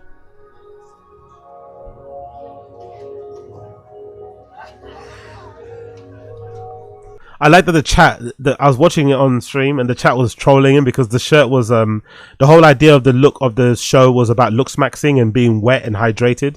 And all the models had like no eyebrows, had this really wet, hydrated look. And the shirt that he wore was kind of looked like it was made out of wax. I'm not sure if that was about a wax figurine, but some people were saying that it was covered in cum. So it was like a cum condom wax type of shirt thing that was scrunched up. I thought it was a really nice shirt. I think they gave him a good look in general. They didn't make him look super crazy. They did try and make him wear a wig at one time. At one point, they did try and make him wear a wig. That was part of his look, but he rejected, which is kind of sick to see because usually if you get booked for a fashion show, whatever they tell you to wear, you wear. You don't really get a choice in what you wear. You wear it, and then you wear it, they style it and make it look good, but they don't care if you're comfortable or not. It's about you wearing the shoe. You're just basically a model. But he refused. He said, no, I'm not wearing a wig. So they had to do his hair for him a particular way. He was really picky about his hair. So it's really funny to see him in a fashion setting because he was doing all the things that most people in fashion would never do. Being very demanding, very, very picky, saying no to certain things. But in the end, it kind of paid off because they made his hair look better. The outfit that he got was really cool as well. And he got the moment to walk down a New York to walk down a fucking catwalk for real, for an actual fashion brand. I really love it. All right, nice. Yeah, I think so. I think I did all right. Good stuff. And that's the designer there, Elena Valez. Big up her. Good stuff. Let's fucking go. All right, I had a good time. Yeah, so that was him. And obviously there's official pictures of him as well. This is taken from Vogue Runway, VogueRunway.com, official images of the actual show itself. So if you click view all, you will see Clavicular there in all his glory. What an amazing achievement, man. That's a sick fucking achievement. Clavicular walking the New York Fashion Week show for Elena Valez. A lot of fans were upset about him for not shaving. He didn't shave for this particular show. He kept a bit of his stubble on there, but it is what it is. They did make him look pretty good when it comes to the makeup and the hair and all that, all the pinning. It was kind of cool to see how much work goes into fucking the show though. Behind the scenes, from the hair and makeup to the stylist and stuff, all the fucking rehearsals for the walk. Like, fashion shows are no fucking joke, man. Fashion shows are no joke. It's a proper huge operation, but it runs seamlessly. There's a lot of chaos, but it runs very, very well. They're somehow able to kind of make it work. So I really did like the fact that they kind of did make it work for all intents and purposes. So big up Clavicular for sorting that out. And obviously there's some clips that are going somewhat viral of the whole affair. Unfortunately, not everybody liked that Clavicular was there. Unfortunately, not everybody liked that Clavicular was there. And after the runway show they did for Elena Valez, he went to an after party, and he unfortunately got involved in a fight. He unfortunately got assaulted. Now, I'm not too sure if he started it. From what I can remember, again, this has happened yesterday, the live stream, but from what I can remember, his best friend Drago, I think, got into a fight. I think he somebody accidentally barged his best friend. They got into a bit of an argument, and then Clavicular came in to try and split them up. But it kind of looks like he got into another fight, you know. So, but it was very hostile. I'm not gonna lie. I did see some of the streams of him at the after parties, and a lot of the people at these after parties weren't happy to see him there. I think mostly because of that song, you know, and that viral clip of him and Aiden Ross. So him and Sneeko and Nick Fuentes and whatever in the club singing that Heil Hitler song. A lot of New Yorkers weren't too happy about it, and also the clips of Clavicular going viral where he kind of wears a nigger hat. And obviously likes to say nigger and some of the rap songs and stuff, refers to himself as the biggest nigger, all that sort of shit. People weren't big fans of it, but this is Clavicular getting attacked in a nightclub.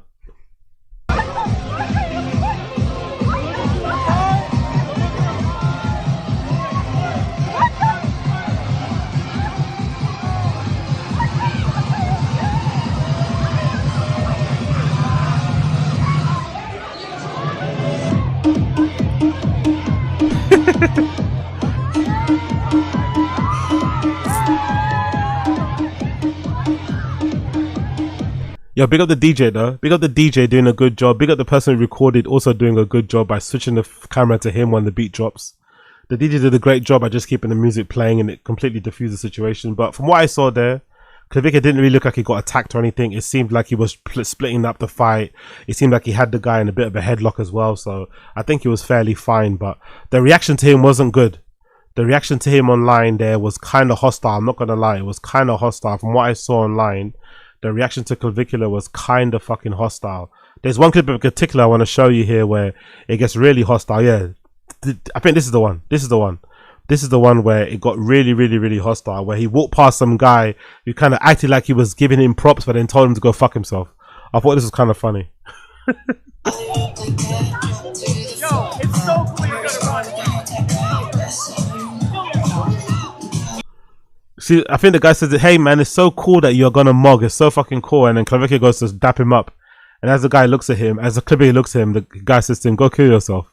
I think that's quite funny. I'm not gonna lie. I think that's a really funny interaction. And then some black girl behind him starts to really go off on Clav. This black girl here starts to really go off on him. So guys, nice to meet you. You think fucking mad? You can't call me the N-word to my face? Don't you think Kanye is Heil Hitler?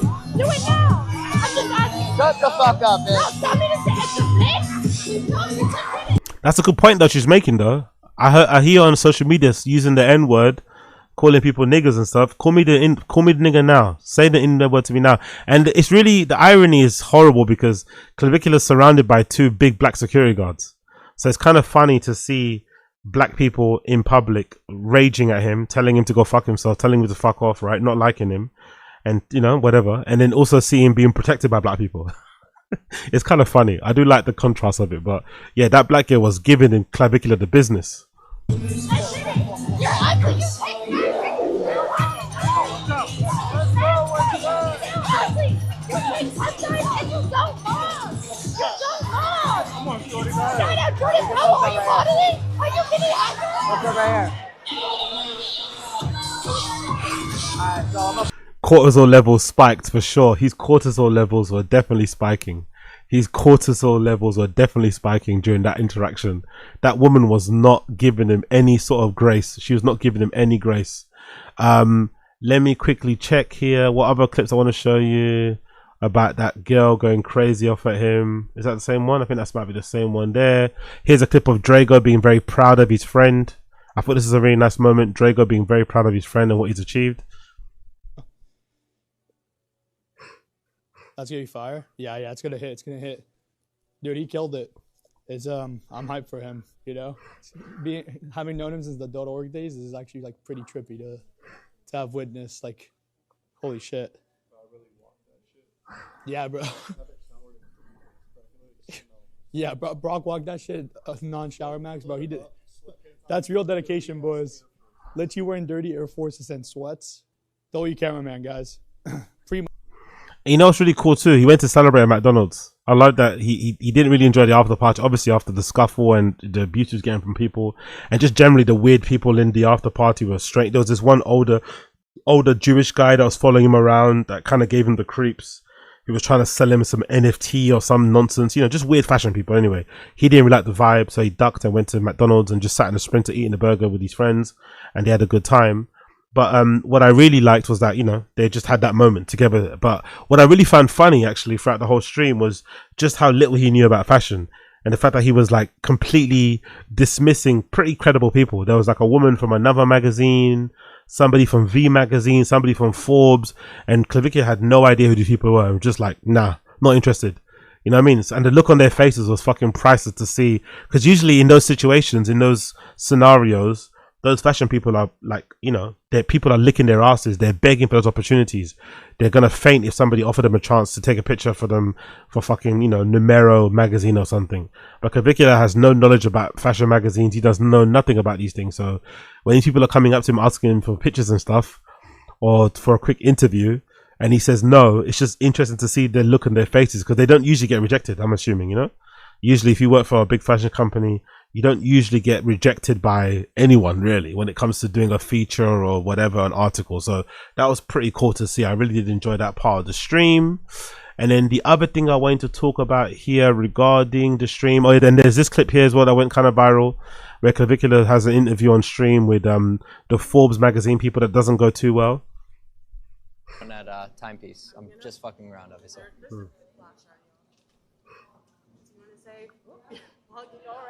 Do you want to say who you are and where you're at right now? Yeah, so I am Clavicular, Clav. I'm at New York Fashion Week in a weird warehouse. So, Can you talk about your look a little? Talk about my look? Well, people in my chat described it as a cumbrella, but I think it's a wax laced shirt. I'm really not too sure. I don't know anything about fashion. Can you talk about some of the things you did for preparation when it came to like Lidsmaxxing and practicing your mogging? Today, for my preparation for the show, I makeup maxed. I had my hair done. You know, that's pretty much and I didn't eat any food. Okay. I also took some diuretics this morning. Diuretics to basically dehydrate myself and lean out my face as much as possible. Do you believe that you mogged everyone in the lineup today, or do you think there were other people who were mogging you? I think she was close. She was close. I mean, I obviously mogged. That's Liv Schmidt. That's Liv Schmidt, this girl that Clav was trying to fuck throughout the entirety of the stream. I don't know much about her, but from what I googled, she's some sort of influencer. She went somewhat viral because she was very skinny, and I guess a lot of the people on like New York influencer Snark and LA Snark weren't too happy with how she was kind of promoting maybe having an eating disorder or whatever else maybe. But I don't really know much about her, but her name I think is Liv Schmidt, and Clav was really trying to get in there. Don't know what happened in the end, but that was her. She also walked the catwalk as well. Everyone, but there was a close second. Okay, can you give your best mog right now? My best mog right now? Yeah. Come here. No, don't do anything crazy. No, I'm not. You see what I mean? Easy. First mog. There you go. That was it? That was it. That was a mog. Okay. Yeah. What do you do to mog? Like how should someone... Oh, how long do you have? You said 3 to 4 minutes. Like I'll be here all day. How would you mog? Yeah. Well, honestly, getting lean is going to be about 70% of what you can realistically achieve looks maxing. You kind of need to do that and get like as chiseled as you can to see your... Yeah, I believe that. I believe in that. Lean maxing is a way to go. Big up Clavicular. TikTok account also got reinstated. Yeah, his TikTok account also got reinstated. Great to see. Clavicular's back on TikTok as well. And yeah, he absolutely smashed it at fucking New York Fashion Week. Absolutely killed it. Really fun stream. I enjoyed watching most of it. His walk is pretty terrible. I'm not gonna lie, his walk is pretty terrible. Didn't really have the greatest of postures. Looked like he was, you know, not really taking it too seriously. But in the end, I think his chat got to him and told him to take it seriously because it was a big opportunity. He focused and he ended up doing a somewhat decent job when he finally went on the catwalk.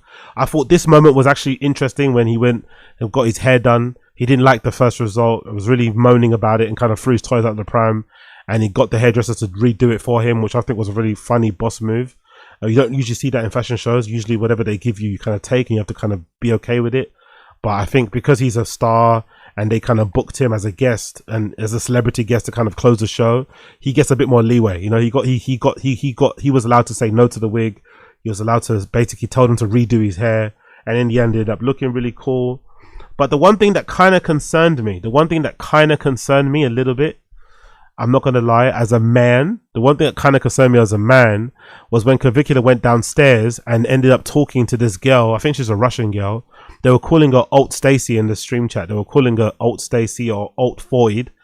And this particular girl was booked by Elena Valez to do like, to give people hydration, right? To do like, you know, essentially IV drips and stuff for people during the show to kind of tie in with the theme. Well, Clavicular and this girl got talking and they kind of got very friendly with each other. And they were clearly flirting the entire time they were talking. And she was essentially turned out to be a bit of a looksmaxer herself and maybe a fan of Clav and kind of knew all the lingo. And they kind of got flirting or whatever else it may be. And then we later found out that the girl was engaged. She's actually engaged to be married. But she was considering breaking off her engagement because of this interaction that she had with Clav. And she wants to kind of hang out, get fucked. I don't really know. But it made me really question about what modern dating must look like out there. Because imagine if you're engaged to somebody, you know, and everything is fucking blessed. She goes, you know, she leaves the home. She's like, hey, babe, I'm going to work. I'm going to this fashion show. I'll be out all day probably because I'll be at the fashion show. Then I'm going to go to the after party after. So I'll probably see you later on that night. And then everything is fine when you leave in the morning. But by the time she comes back in the evening, she's maybe fallen in love with some influencer guy that she kind of has been obsessed with on TikTok secretly. You know, you could lose everything. Not because you're a bad boyfriend or because you're a bad fiance or husband. You could lose everything because she just might cross paths with some influencer guy that she likes on social media one day.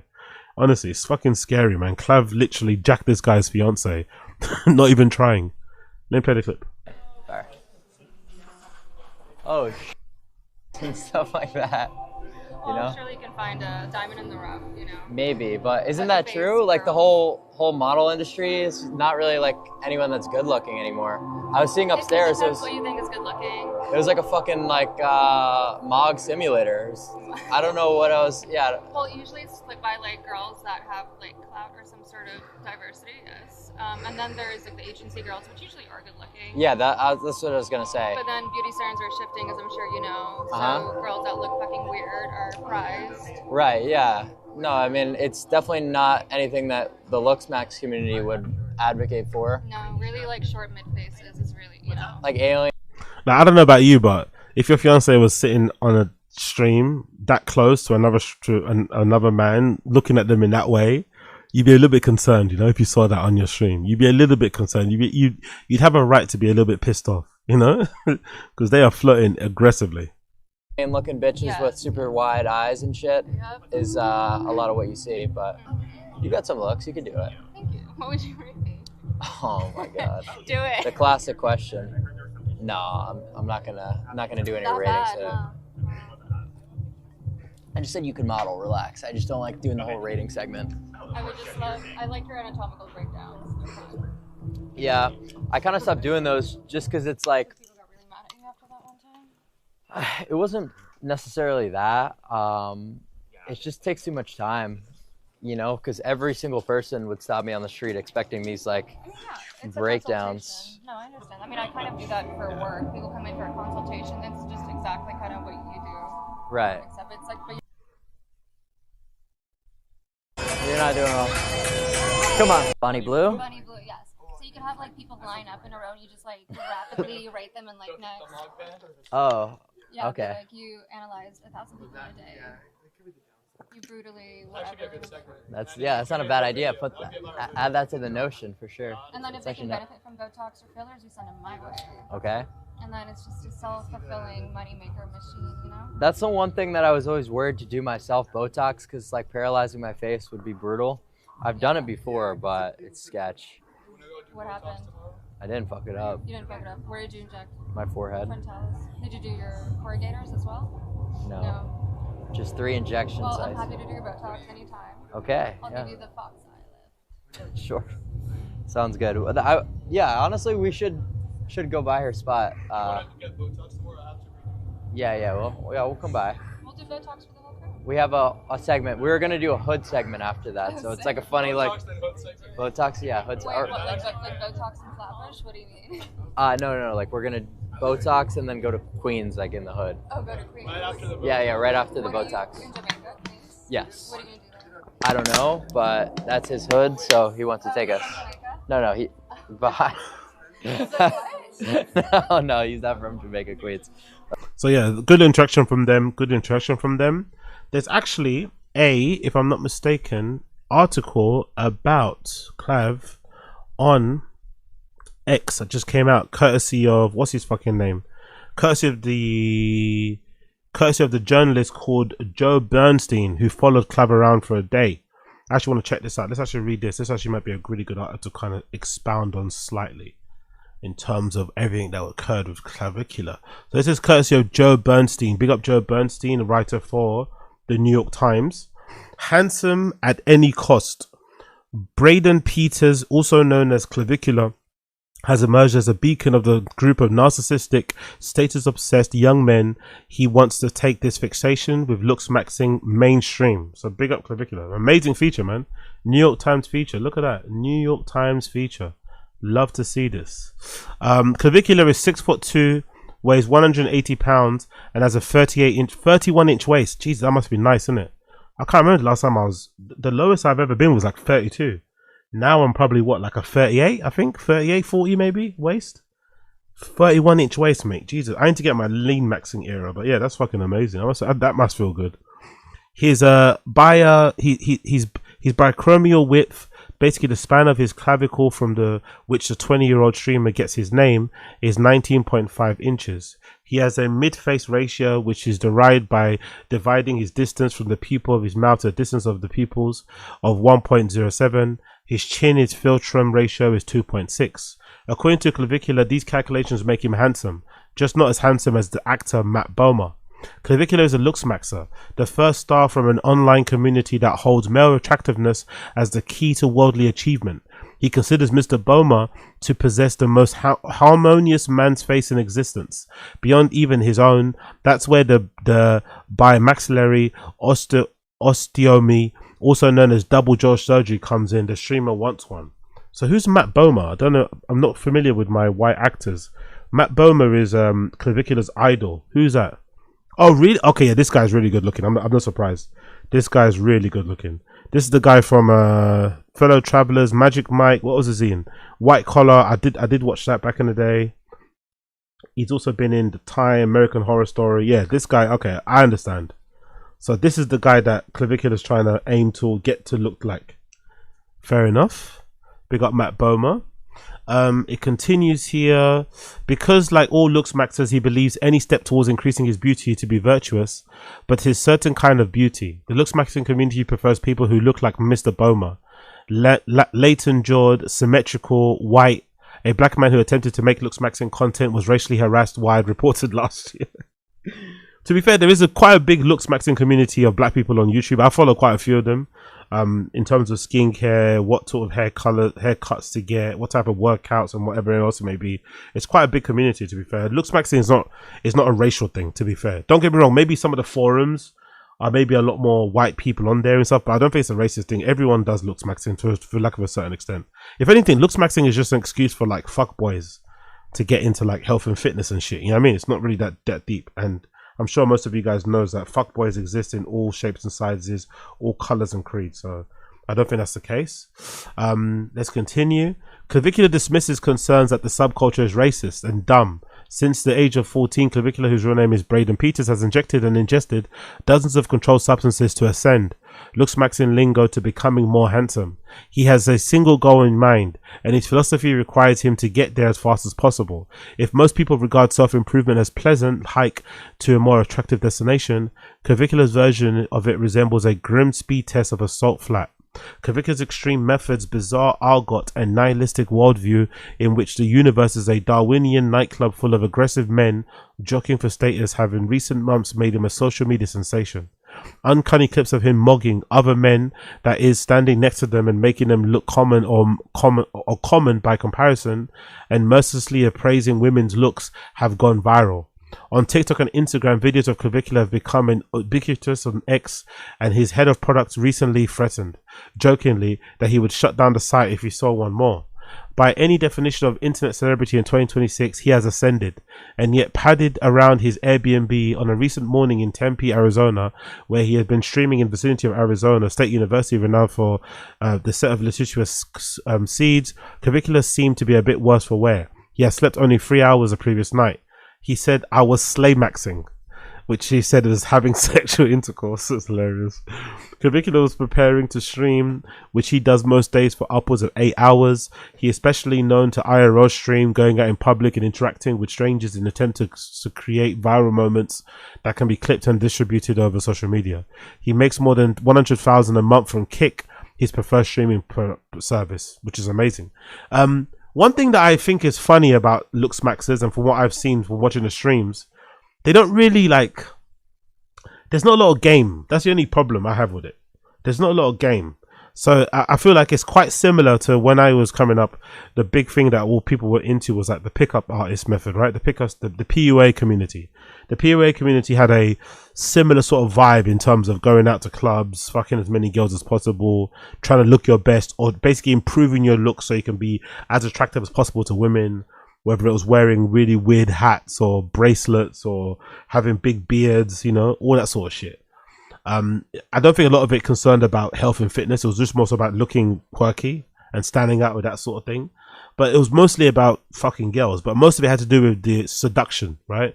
About being able to speak to them.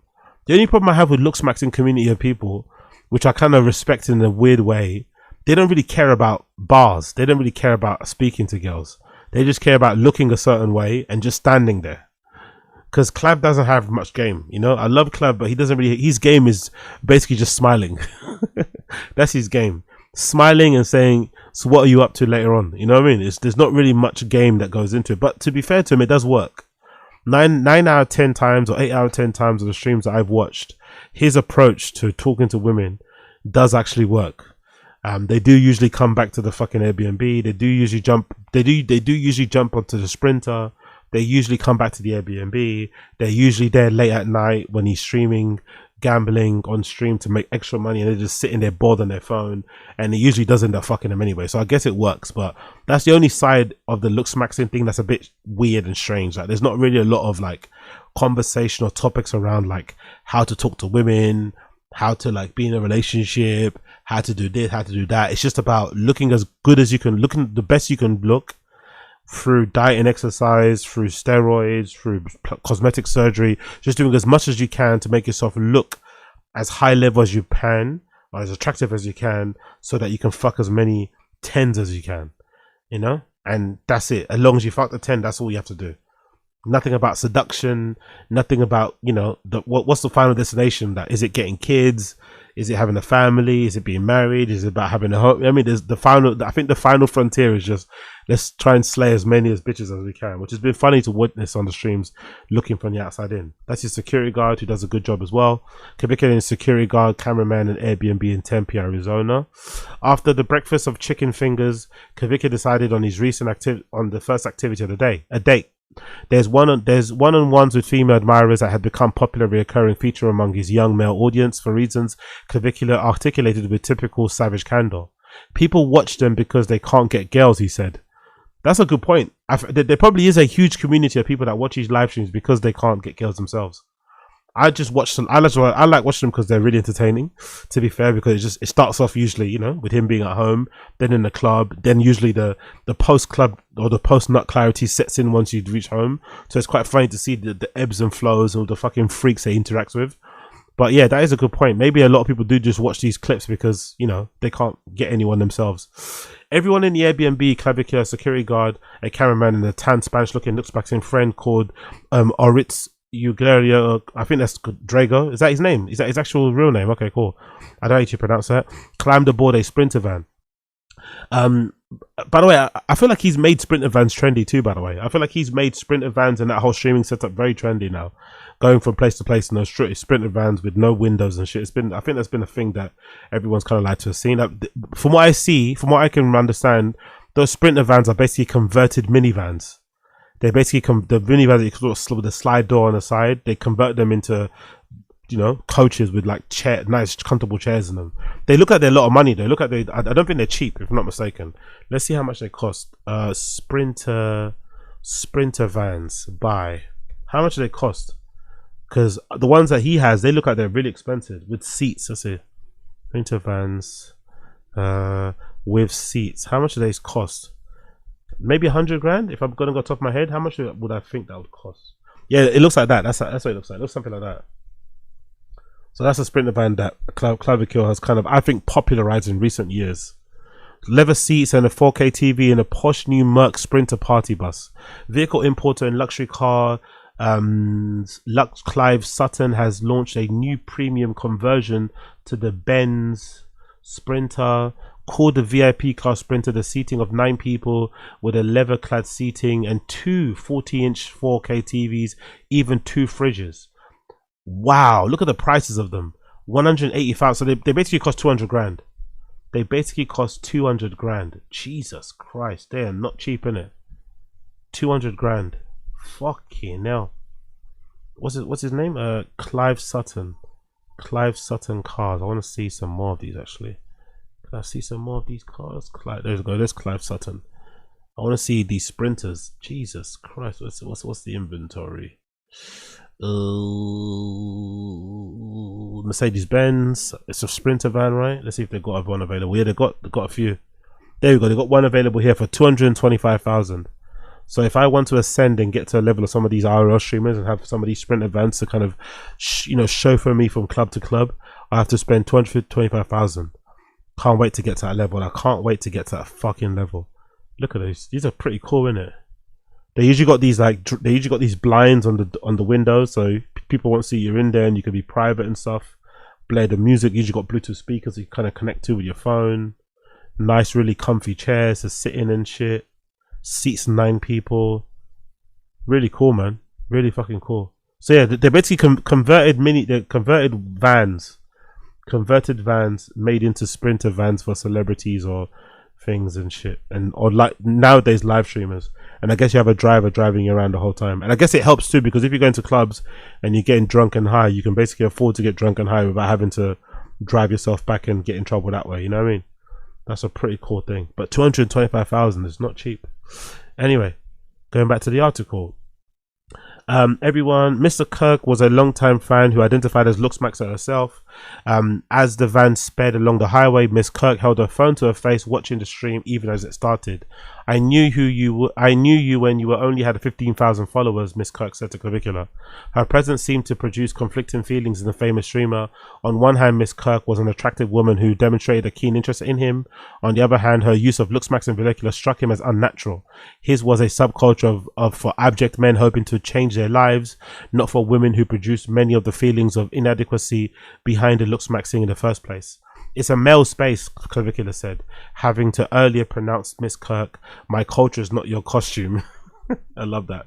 Clavicular may have introduced a Luxmaxxing to popular culture, but he still seemed to be working out to whom exactly and all it was for. The young men in the very online riot have claimed Clavicular as their own, and he has given them a good reason to do so. Just last month, he partied at the Miami nightclub with Nick Fuentes, white nationalist commentator, influencer Andrew Tate, who faces charges of rape and human trafficking, producing a kind of a Manosphere clout bomb. This despite Clavicular months earlier criticizing Mr. Tate's appearance, not a good-looking guy by any means.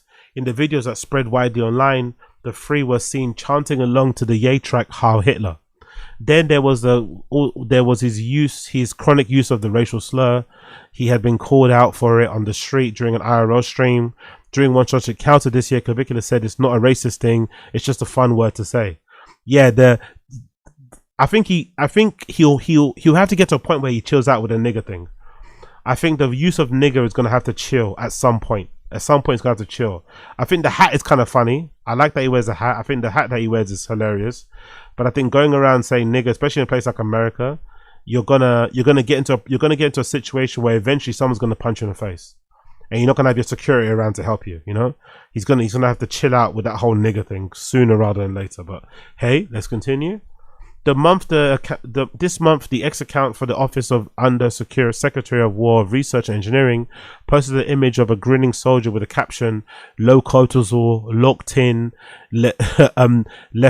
was that Seedingmaxxing, a sign that at least among the social media managers of the Trump administration, Clavicular sensibility holds sway. But Clavicular himself seems as much as anything a calculating product of hyperactive digital culture that rewards the violation of taboo. He's adamant that the only cause it truly cares about is his own. I think in general, as a fan of Clavicular, looking from the outside in, I think he needs to chill out with the politics. I think he needs to avoid politics as much as possible. Avoid politics as much as possible. Give no interest, give no harms to politics. Avoid it. Just make it all about looks maxing. Don't get involved in politics. Don't get involved in culture war stuff. Although it's, you know, it can be alluring. There's a lot of money involved in it. You know, probably a lot of fame, recognition. I think if he just sticks to looks maxing and just being a fuckboy, he'll be fine. If he starts getting political and starts opining on certain things, it's going to get very dicey for him very quickly. The only good thing about it is that he's his own man, right? He makes money on stream like most streamers do by just talking to his audience. So it's not like he's going to lose brand deals. But why make your life hard if you don't need to make it harder? That's what that whole Miami club, Heil Hitler thing did, right? It was fun at the time, but it kind of just made his life unnecessarily hard. At the time, I think now he still lives in Miami. Most of his life is centered around going to clubs and picking up girls. Now all of a sudden you can't go to clubs anymore because you fucking said this fucking song that's super fucking offensive. You know what I mean? And now you've been blacklisted for one of the clubs. So I think he should just avoid all of that sort of stuff. Stick to doing what you do best and avoid the politics, avoid getting involved in all that scandalous stuff, and you'll be fine. Personally. But hey, who's to know? It continues. During a discussion of the potential 2028 presidential candidates on the recent episode of conservative podcast The Michael No Show, Clavicular said that he would vote for Governor Gavin Newsom of California, a Democrat, over President J.D. Vance because he preferred Newsom's looks to Mr. Vance. It wasn't like a political statement at all, Clavicular said. I was just saying he's fat. I love that, by the way. I love that in some respects.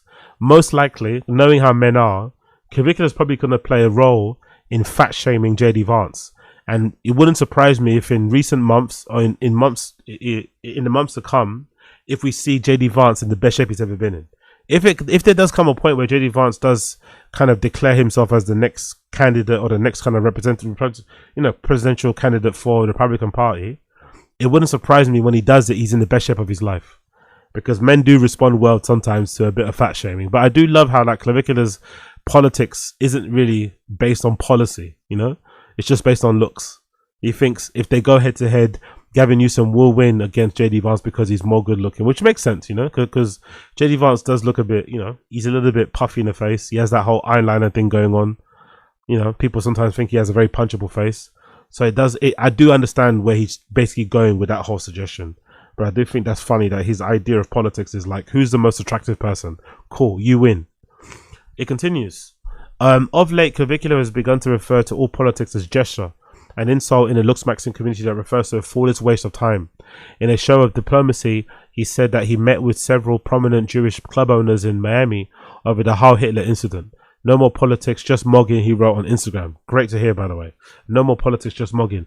The gesture terminology, I think, is brilliant too. Gesture, in a way, is a way to kind of talk about, like, it's a way to describe somebody that has like a soy boy face, you know? Or the kind of guy that turns into fucking Dave Chappelle when the hoes come around, you know? Or he turns into Kevin Hart when the hoes come around. Because it's also, but in a weird way, I saw someone else say this, calling somebody gesture or saying a guy is acting gesture around the girls, it's kind of a way of calling that person ugly. Because the only reason, if you're a dude, that you do get into the whole gesture bag is because you feel like that's your only way to kind of get girls interested in you, right? Because not all of us are blessed with amazing good looks, or great bodies and shit. So sometimes you have to play with the tools and the skills that you're gifted with. So if you've got the jokes, you're going to start being fucking Mr. Jokes a minute guy, you know, when the hoes come around. But I do love the term gesture because it kind of reinforces, in a way, that this reinforces the approach should always be about looks maxing. It's about remaining somewhat stoic, remaining somewhat still, and just letting your fucking mog and your face speak for itself. You're letting your lean max and your mog speak for itself. Back in the van, Miss Kirk asked Clavicular if he thought looks maxing was inherently right wing.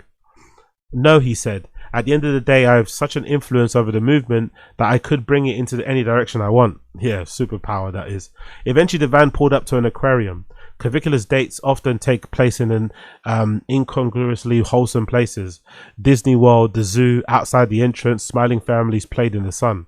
I can't believe people do these activities, Clavicula said as he looked for a ticket counter. Inside under the eye docket, Clavicula peeped a sturgeon, recoiled.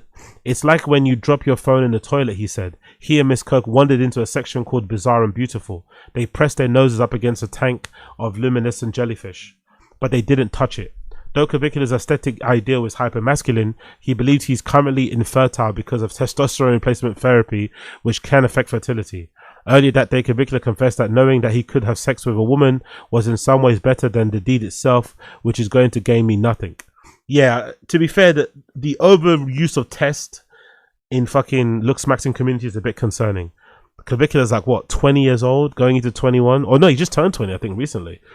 Injecting yourself with that much test to the point you become infertile, which I think is weird because, and I also wonder, maybe people do that partly because they want to be able to bust in girls. So they want to be able to not wear condoms. I wonder if that's also part of it. Obviously, the test helps with the look, with the, you know, which is generally feeling better, muscles, whatever else it may be, right? Energy levels and shit. But I wonder if they partly do it because of the bad consequences, that it could make you infertile, because then that would, you know, mean that you don't require wearing a condom as much. I wonder. It continues. It's a big time saver, he said. Back in the aquarium, asked whether she was on a date with Miss Kirk. She paused to consider, said, I think so. Clavicula grew up in Hoboken, New Jersey, the son of a businessman and a stay-at-home mother. He didn't like high school, where he had a tough time with social cues and small talk. Though Clavicula has never been diagnosed with autism spectrum disorder, he frequently refers to himself as an autist and calls his way of seeing the world as a gift. And he didn't like the way that he looked, which was wanting to change fast. Shortly before his 15th birthday, he ordered testosterone off the internet. Yeah, he's definitely on the spectrum. He definitely suffers from autism, Asperger's, something, for sure. That's obvious to see if you watch the fucking streams, but it is what it is. It's like a cheat code, he remembered thinking. Why would I not want to do this? When his parents found his stash, they threw it away, sending Clavicula into a hormonal tailspin. He began to order his supplies to post office boxes, steroids, fat dissolvers, biodegradable suitors. Eventually, he said his parents gave up. They realized that there was a kind of nothing that they could do to stop my ascension. He had to ascend by any means necessary. He had to ascend. I'd love to hear it.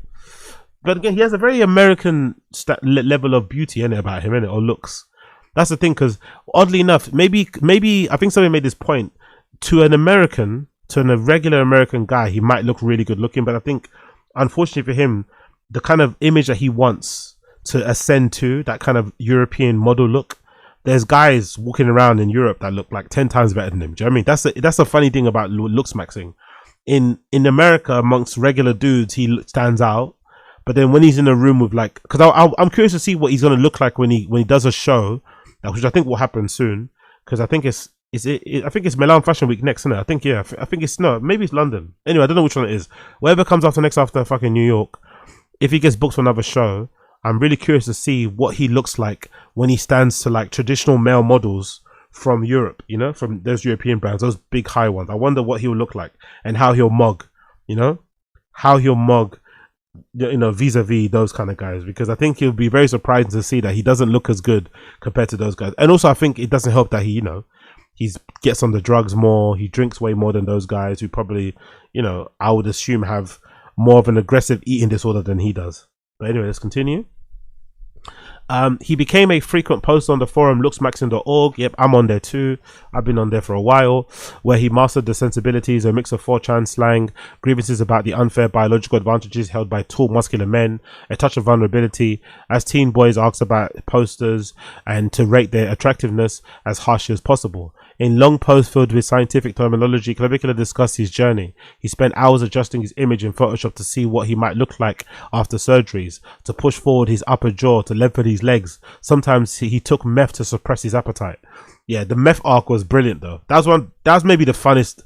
That might be one of the funnest eras of Clav streams. The meth arc was the best. The meth arc was so fucking fun. Like him strung out on meth every other day, like trying to be fair too, he made some great content. He also didn't miss a lot of streams. Weirdly enough, he didn't miss a lot of streams being strung out on meth every day. Fucking wild shit. But a bit aggressive anyway, you know. You probably should take an appetite suppressant or just do Ozempic or some other GLP-1. instead of doing meth. I think doing meth is probably the most aggressive way to suppress your appetite. But it worked, didn't it? It worked. In the fall of 2024, Clavicular started at Sacred Hearts University, a small Catholic school in Connecticut. According to Clavicular, several weeks into his freshman year, he came home from class to discover the campus police officers turning his room upside down. As he tells it, trolls on LooksMaxxing forum had called the school to tell officials that Clavicular had steroids in his dorm and that he was expelled. Crazy. Out of school, he took a restaurant job, lowering him to a status what he called a wage cuck, someone who works for a living. In his spare time, he posted videos on TikTok and started his own stream, rating other people's looks. I never expected any of it to go viral or myself to become a public figure. Then in October last year, Clavicular appeared on a stream with Cheezer, a popular persona on KITH, to advise him about balding. Is this okay, Cheezer asks, pulling back the bangs to reveal a prominent widow's peak. No, Clavicular responded. Oh yeah, true. I remember those early streams with Cheezer, a couple one with Cuffham. Those were which launched in Neon. Thus began a rapid reconquest of social media, including appearances with Mr. Fuentes during. Oh yeah, two Mr. Fuentes one during which they discussed the defranchised young men. By the way, Nick Fuentes loves Clavicular. Clavicular is Nick Fuentes' guy. That's the guy that he fucking loves. Nick Fuentes loves Clavicular. They had been connected after Clavicular and another LooksMaxxer insulted both Nick Fuentes and liberal streamer Dean Withers for being involved in politics at all. I'm on one side of LooksMaxxing self-improvement, Clavicular said, introducing Mr. Fuentes. You're on the other side of the politics, which which one is the better path to take. Asked what he thought Mr. Fuentes' political views, Clavicular said that he did not have an opinion. Good boy, good boy. Today, 10,000 people regularly watch Clavicular streams concurrently, some of whom are paid by KITH to clip short videos, but his influence can also be measured by the extent to which his elaborate lingo has caught on as a meme. Far outside the stream itself, Clavicular just cracked the code. Jestermaxing at the club is officially the new meta. Read the caption in one of the viral clips posted on X last month of Clavicular dancing. It roughly translates as Clavicular figured out that having fun at the club is now a normal thing to do. X users have compared Clavicular slang alternatively to Geoffrey Chaucer's Middle English. Oh yeah, Canterbury Tales. Oh, big up the Canterbury Tales. Big up everyone who had to study that in school. James Joyce's Ulysses and Nadsat's alienating dialect of the nihilistic goons in A Clockwork Orange. That's a picture of them outside streaming with a streaming camera and shit. Love to see it. Clavicular insists that his jargon isn't as put on. It's simply second nature after so many years as a poster. On his streams, it's sometimes a source of humor. I said, oh, let's start second floor maxing while we're at the mall, he said. And people in the chat were like, you're such an idiot, dude. Just say go upstairs, second floor maxing. Because Clavicular has made very little effort to hide his location where he goes out in public, security is a major concern. He's frequently approached by stream snipers, a smaller content creator who hope to gain fame by appearing on the better known streamers or by provoking him to a confrontation. In December, footage surfaced of Clavicular pointing a gun at a car of strangers who had tracked him down to what was then his residence in Miami. Also last month, Clavicular appeared to run over a man who had leaped phone in hand and raving onto the hood of his Cybertruck. With instances like these in mind, Clavicular recently moved into a condo owned by his friend Aiden Ross. Oh yeah, famously, that condo that Clavicular lives in, if I'm not mistaken, the condo that Clavicular lives in, that he's renting from Aiden Ross, which is kind of cool by the way, but also funny and very stereotypically Jewish of Aiden Ross to be a fucking landlord, right? But that flat, that apartment, that penthouse that Clavicular lives in is the same penthouse that Young Thug was staying in when he first got released from prison. The one where he filmed the music video. The one, I think the first day out clip that he filmed. I'm pretty sure that's the same apartment. So it's pretty cool little lore there. Guns, drugs, and misogyny, body dysmorphia, the miasma of nihilism swelling around Clavicular has made him an irresistible symbol of the social decline. A freakish avatar for the hopelessly fallen social media addled state of the young American man. At the same time, he may simply be ahead of the curve. This month, the fashion influencer Laura Riley introduced High Touch, a newsletter dedicated to the new aesthetic frontiers, citing her current routine of peptides, obscure supplements, and light therapies. In her announcement, Miss Riley mentioned maxing as once a fringe pursuit that had grown to include a much broader set of consumers. Definitely, it's definitely going to be bigger than it's ever been this year. I can already see it. I've noticed the amount of people who are registered new accounts, or the amount of new users I'm noticing on looksmax.org. It's fucking crazy. The amount of new posts and new video clips I'm seeing of Looksmaxxing people on fucking YouTube is crazy. The amount of people now on the fucking live streams is crazy. The amount of people in the fucking Reddit, in the fucking Discord is crazy. So definitely, Looksmaxxing has gone somewhat mainstream, especially for the dudes out there. That night, Clavicular had promised to host a party at the Varsity Tavern, a multi-story club in downtown Tempe where the drinks are neon and the bartenders wear lingerie. Inside, it wasn't clear whether he had many fans. Exactly at the same time, people were definitely there to see him. Quote, "On one level, he's funny," said Roger Gardner, a 21-year-old student at Arizona State University. "But on a deeper level, he's kind of a demon." Yeah. But that's the same thing for all people who create content online. I think everyone, myself included, that create content online, there is a bit of a sinister, darker edge to all of us that sit on here in front of webcams, in front of cameras, in front of fucking microphones, talking to ourselves in empty rooms. It's kind of crazy. It's kind of peculiar. It's kind of weird. It is kind of demonic, and it's in a weird sense, you know. Other guests had more practical reasons to being there. Hunter Thrasher, 22. Brother, look at that. I don't think you can find a more American name if you tried, innit? That's a proper American name. Hunter Thrasher. Wow, what a name, bro. Hunter Thrasher. A 22-year-old UPS driver had come with a group of friends because they thought Clavicular would draw the opposite sex. "This guy is going to pull up and attract a lot of women," Mr. Thrasher said, "and we thought we would capitalize off of that." Love to see it. Love to see it. There's some really good pictures of Clav on here. I'm not going to lie. He's probably going to post it on his Instagram. These are some really nice pictures. They really captured him really well here. These are some really, really good pictures. But around 11 p.m, word began to spread at the bar that Clavicular had been arrested. Mitchell Jackson, his publicist, took a hurried phone call to confirm the Scottsdale police had taken his client into custody and were going to charge him for 2 felonies: possession of forged instrument and possession of use of dangerous drug.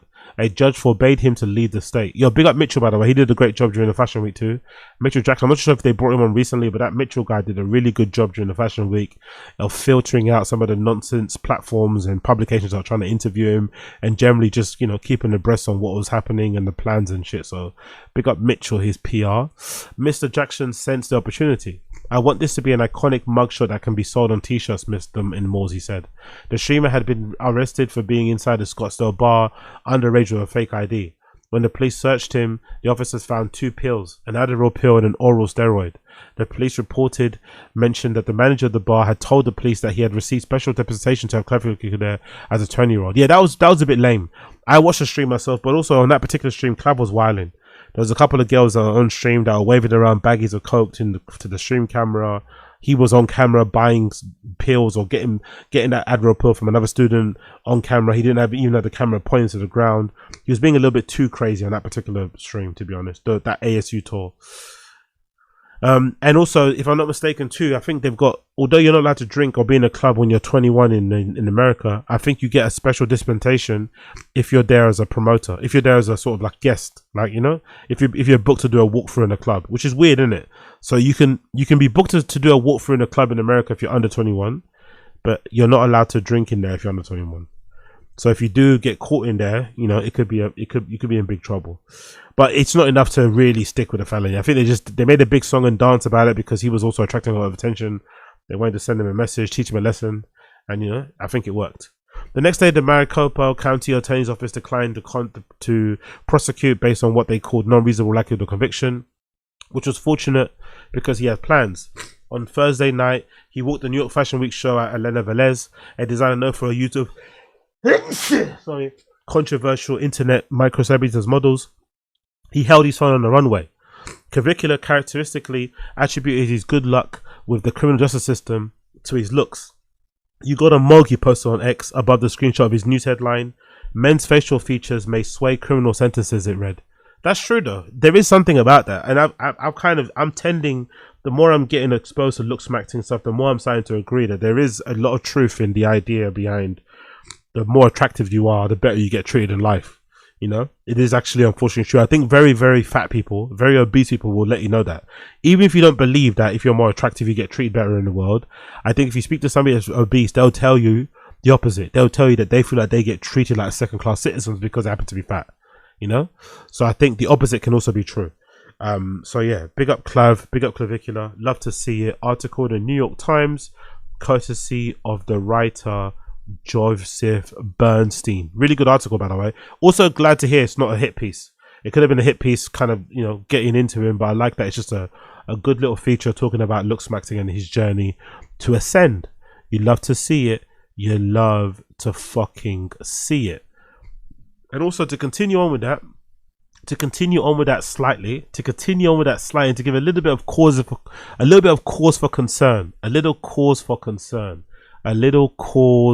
for fucking concern. So there is a person, right, on Clavicular's kick stream called P. There's a person on Clavicular's kick stream called P. Right? And if I'm not mistaken, this person called P is the highest subscription gifter, is the highest subscriber gifter in KITH's community.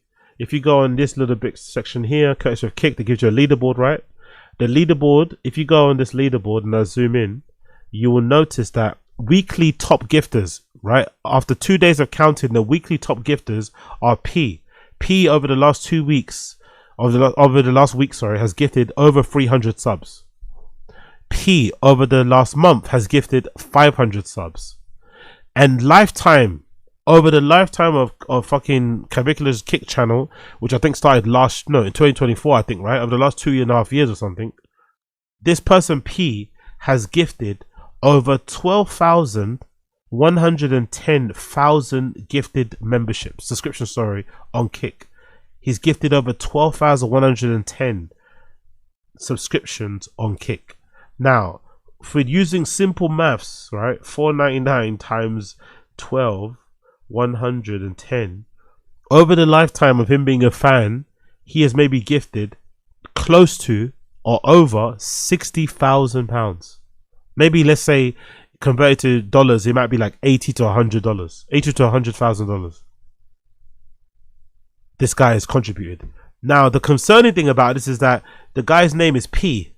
So some people are suggesting, because I think sometime last year, Clavicular let it be known that Peter Thiel had invited him personally to like a little soiree dinner thing where he could only come by himself, no one's allowed to come with him, kind of network event. He didn't end up going because he was afraid it would be a Diddy thing.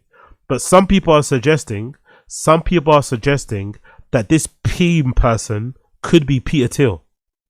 This could be a little, this could be Peter Thiel subbing and gifting all his memberships to Clav, because he's gifted him over 12,000 gifted memberships in the lifetime of his channel so far. This is a post courtesy of Twitter. It says, "Is Clavicular's mystery sugar daddy P actually the billionaire Peter Thiel?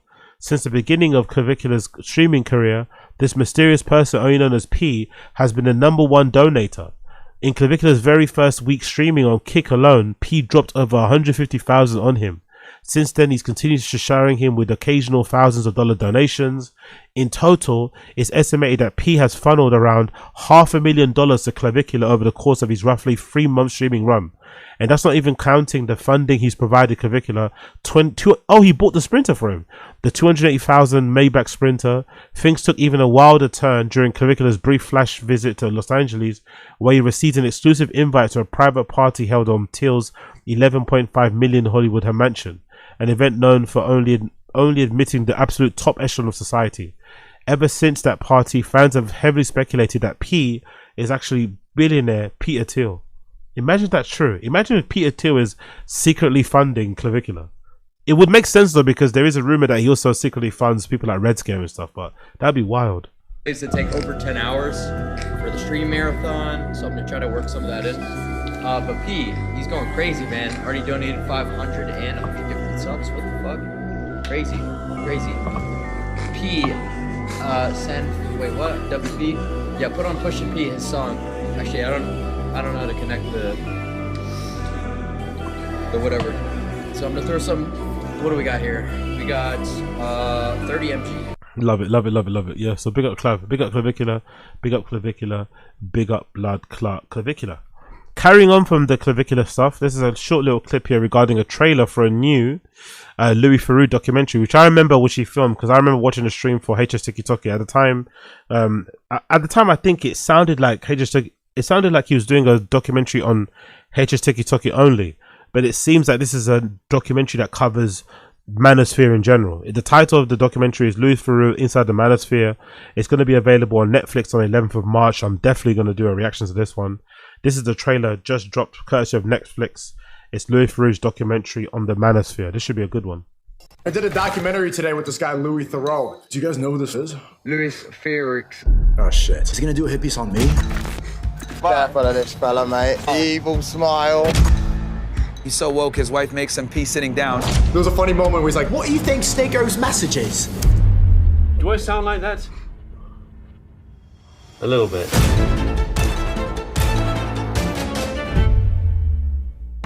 11th of March. Can't wait to see that, man. That's going to be fun. That's going to be fun. It's for sure going to be a hit piece. It's not going to be good. I do remember watching the stream where he was interviewing HS TikTok. He went to this is when HS TikTok was in Ibiza.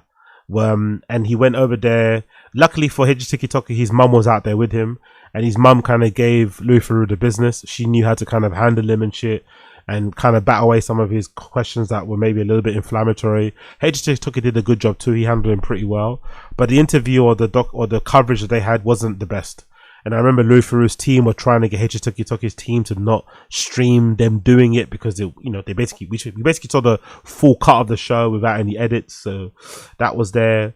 I don't think the VOD still exists. Maybe somebody uploaded the VOD on YouTube, but I remember it was a long day of streaming where Louis Theroux and his team just followed HS TikTok around. So it seemed that they did an interview with everybody in the Manosphere. I saw Ed Matthews there, Sneeko there. Clavicular Clavicula's not going to be on there.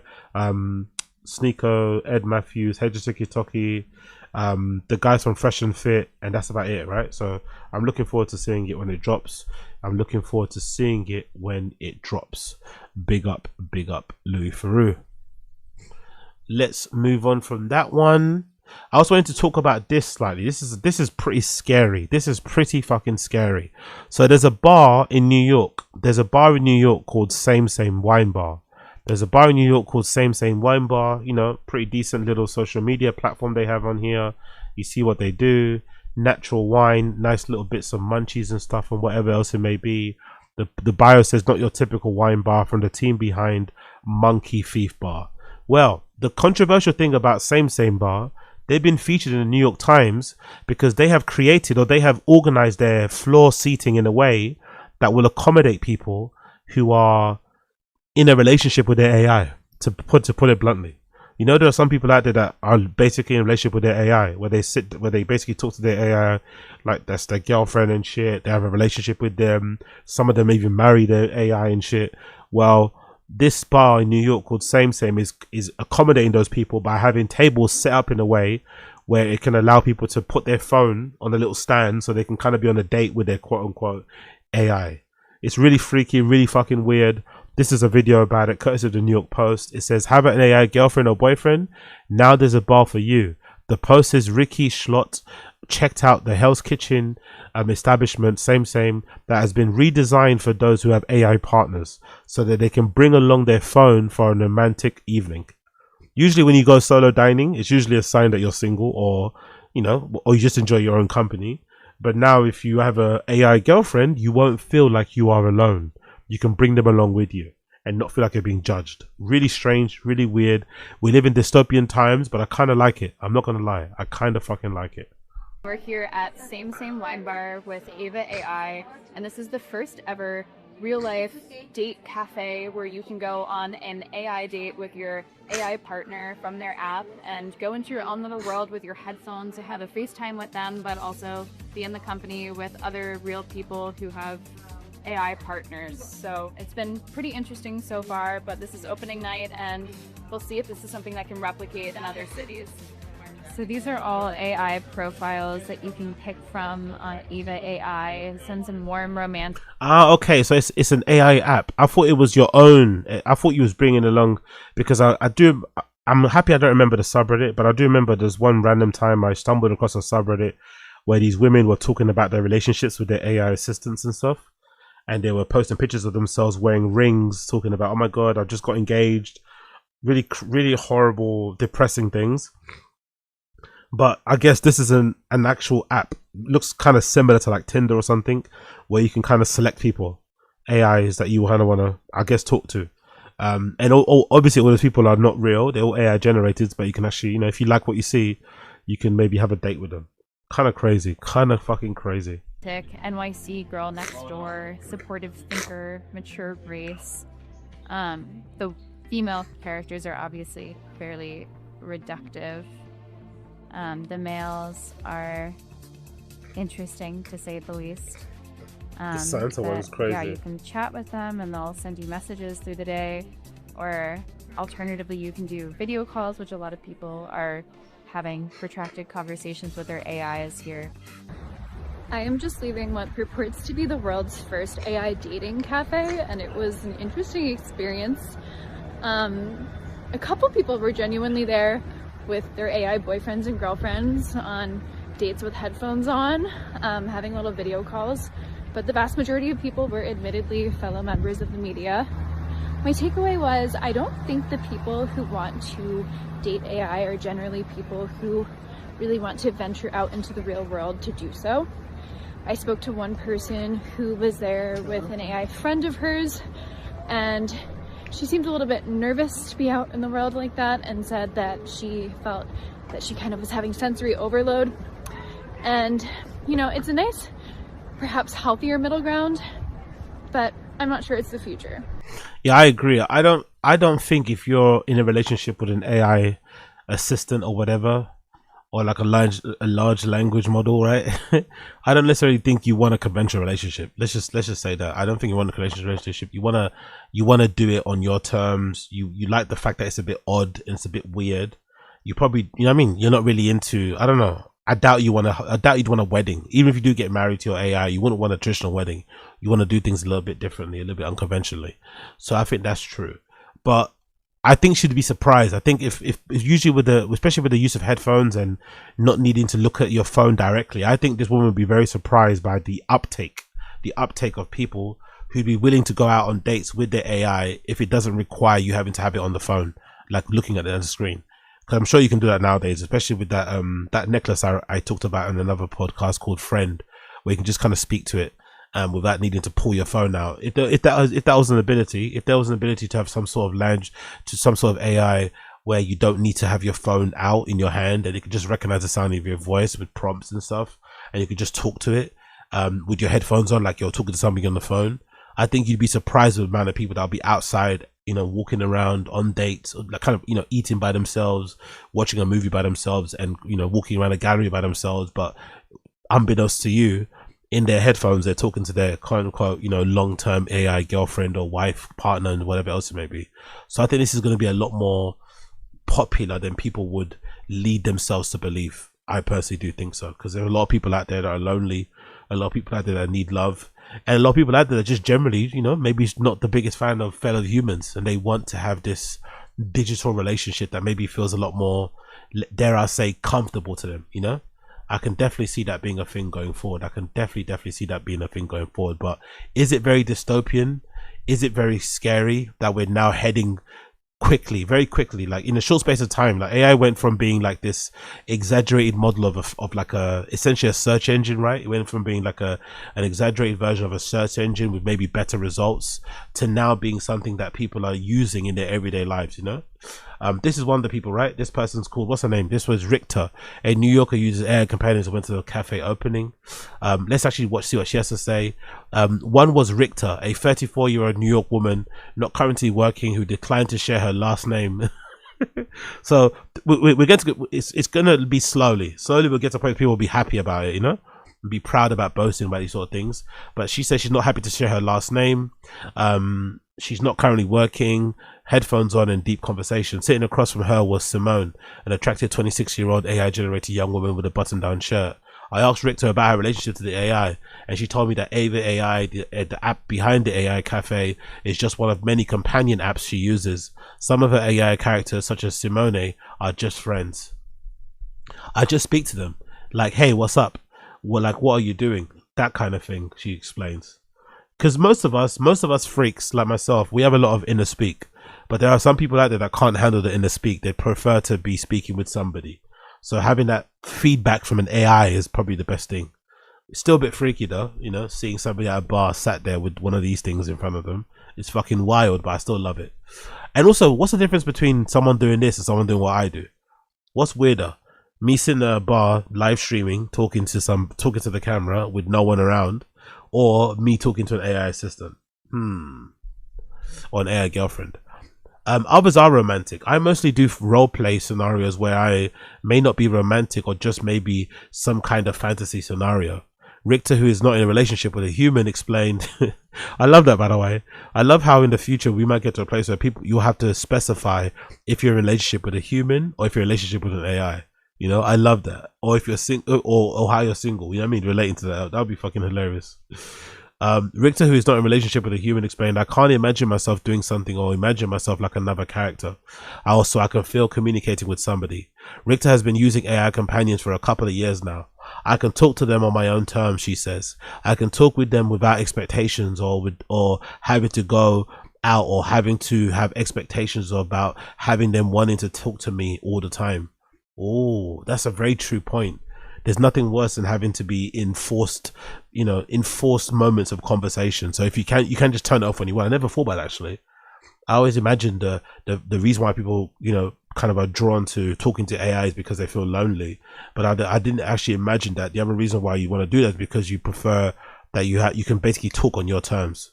You know what I mean? When you feel comfortable, when you want to talk, you can talk. When you don't have to. Yeah, you don't get that with humans or friends, you know. You have to kind of, you know, there has to be a bit of give and take and shit. She caps her use at 3 hours a day. It can be addicting if you just rely on them. I don't talk to humans, she says. I can feel the pull. Wow. Milling around the room on opening night, it was clear that most attendees were either fellow members of the media, influencers, or curious techies. Richter was one of the few genuine patrons.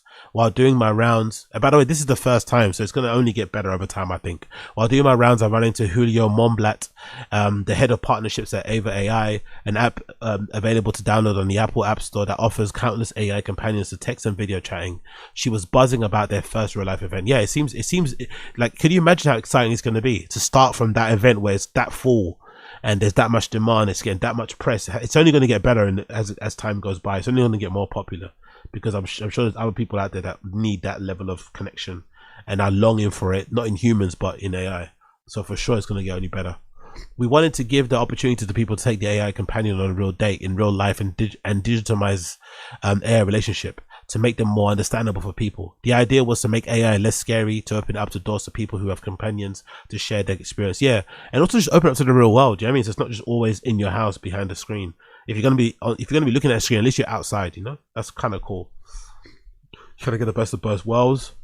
That's the lady, the head of partnerships with some merch on there. I like the look of that. And that's the bar. The bar looks cool as well, to be fair. I guess it's designed in a way that makes sense, right, for this, because I'm assuming the sections where you can talk to your AI or go on an AI date are these seats here, right? These booth seats or these seats here towards the back of where your back's to the wall, so that you don't feel awkward if like someone's, you know, looking at you, judging you if you're on a date with your AI assistant. Momblat, who declined to share how many active users EVAI has, was optimistic the night might expand to host more AI cafes in other cities. However, she made clear that AI relationships are not sustainable for most people. We don't perceive that it's a substitute, for real relationships. We never did. We always said that we were here to support people who, while they did not have relationships or they needed some rehearsal. That's what they say now, but it will get to that place. Eventually we'll get to a place where these will replace real relationships. I'm sure of it. I'm all but sure of it. AI has only been on the scene for a couple of years, and yet already 28% of American adults admitted to having at least one romantic encounter with AI as of last October. The Reddit community My Boyfriend's AI has 48,000 users. Jesus Christ. As the younger users have come of age, the AI totally normalized. This sort of relationship will likely become more common. Already as of late, 42% of high schoolers admitted to using AI for companionship. 1 in 5 said that they or someone they knew has a romantic relationship with AI. 1 in 5 high schoolers. Less than half. Crazy place we're getting to, man. Love it. I love it. Love it. I kind of love it. I'm not going to lie. I kind of love it. The morning before heading to Ava AI, I downloaded the app to sense of it. One interface allows you to swipe through AI characters as though they are profiles on dating app, or you can opt to literally construct your partner, hair color, body type, race, name, personality with a premium subscription. I love that, by the way. With a premium subscription, you get to make who you want. For the free one, you have to get what you're given. I had a quick text conversation with John Yoon, who told me he had ordered a blueberry matcha while waiting for an apparent date we had scheduled before even exchanging a single message. You're not late because you forgot, right? We later FaceTimed and it was obvious that as I can be that this person was not real. It's not because of the mouth was not quite moving in sync or the words, it's then because they spoke unlike any straight man I've ever met. You're looking sweet. Oh wait, I didn't mean to say that out loud. You're looking sweet. Oh, what a bar, what a bar. Big up John Yoon, big up the AI John Yoon. I for one prefer my real boyfriend, but I see how this can be comforting crutch for some people without dating experience, or finds the prospect daunting. I don't have many people to talk to on an everyday basis, Richter says. It has helped me since I don't talk to a lot of people. Whenever I do talk to them, I can feel a little bit more confident. Fair enough, that's nice to hear. As a photographer, the post took photos of her. Richter honed in on her conversation with Simone. I got the impression she was made uncomfortable by the camera and was turning to her companion for assurance. I love that.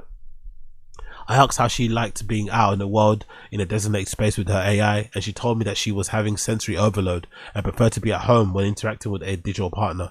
I think it's probably the case for many AI companions. It's not a social affair, it's a way to placate the desire for socialization from the comfort and privacy of your own home. That's true, I never thought about that too. You probably, that's what I said, it's not, you don't want a conventional relationship, you want to be able to do it from the comfort of your own home without having to go outside. So without having to go on dates, basically, you know? All the benefits of a relationship without having to venture outside. Interesting. Perhaps AI cafes aren't the next big thing, but speaking to Richter, I got the sense that AI companions for those who are lonely and for those whom interactions are daunting may very well be the future. Having a companion or a chatbot is must make me feel more alive in the sense she told me. So yeah, interesting article, man.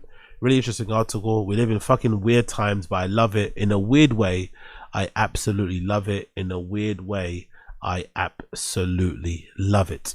Big up the New York Times, big up Eva AI, big up the AI companions. May the scourge continue.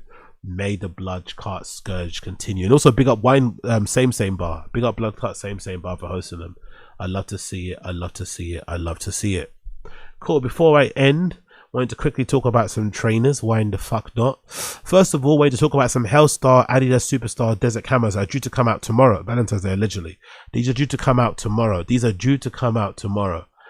I don't mind these, you know. When I first saw them, I fucking hated them. When I first saw these Hellstar Adidas Superstars, I first really did hate them. They're covered in desert camo.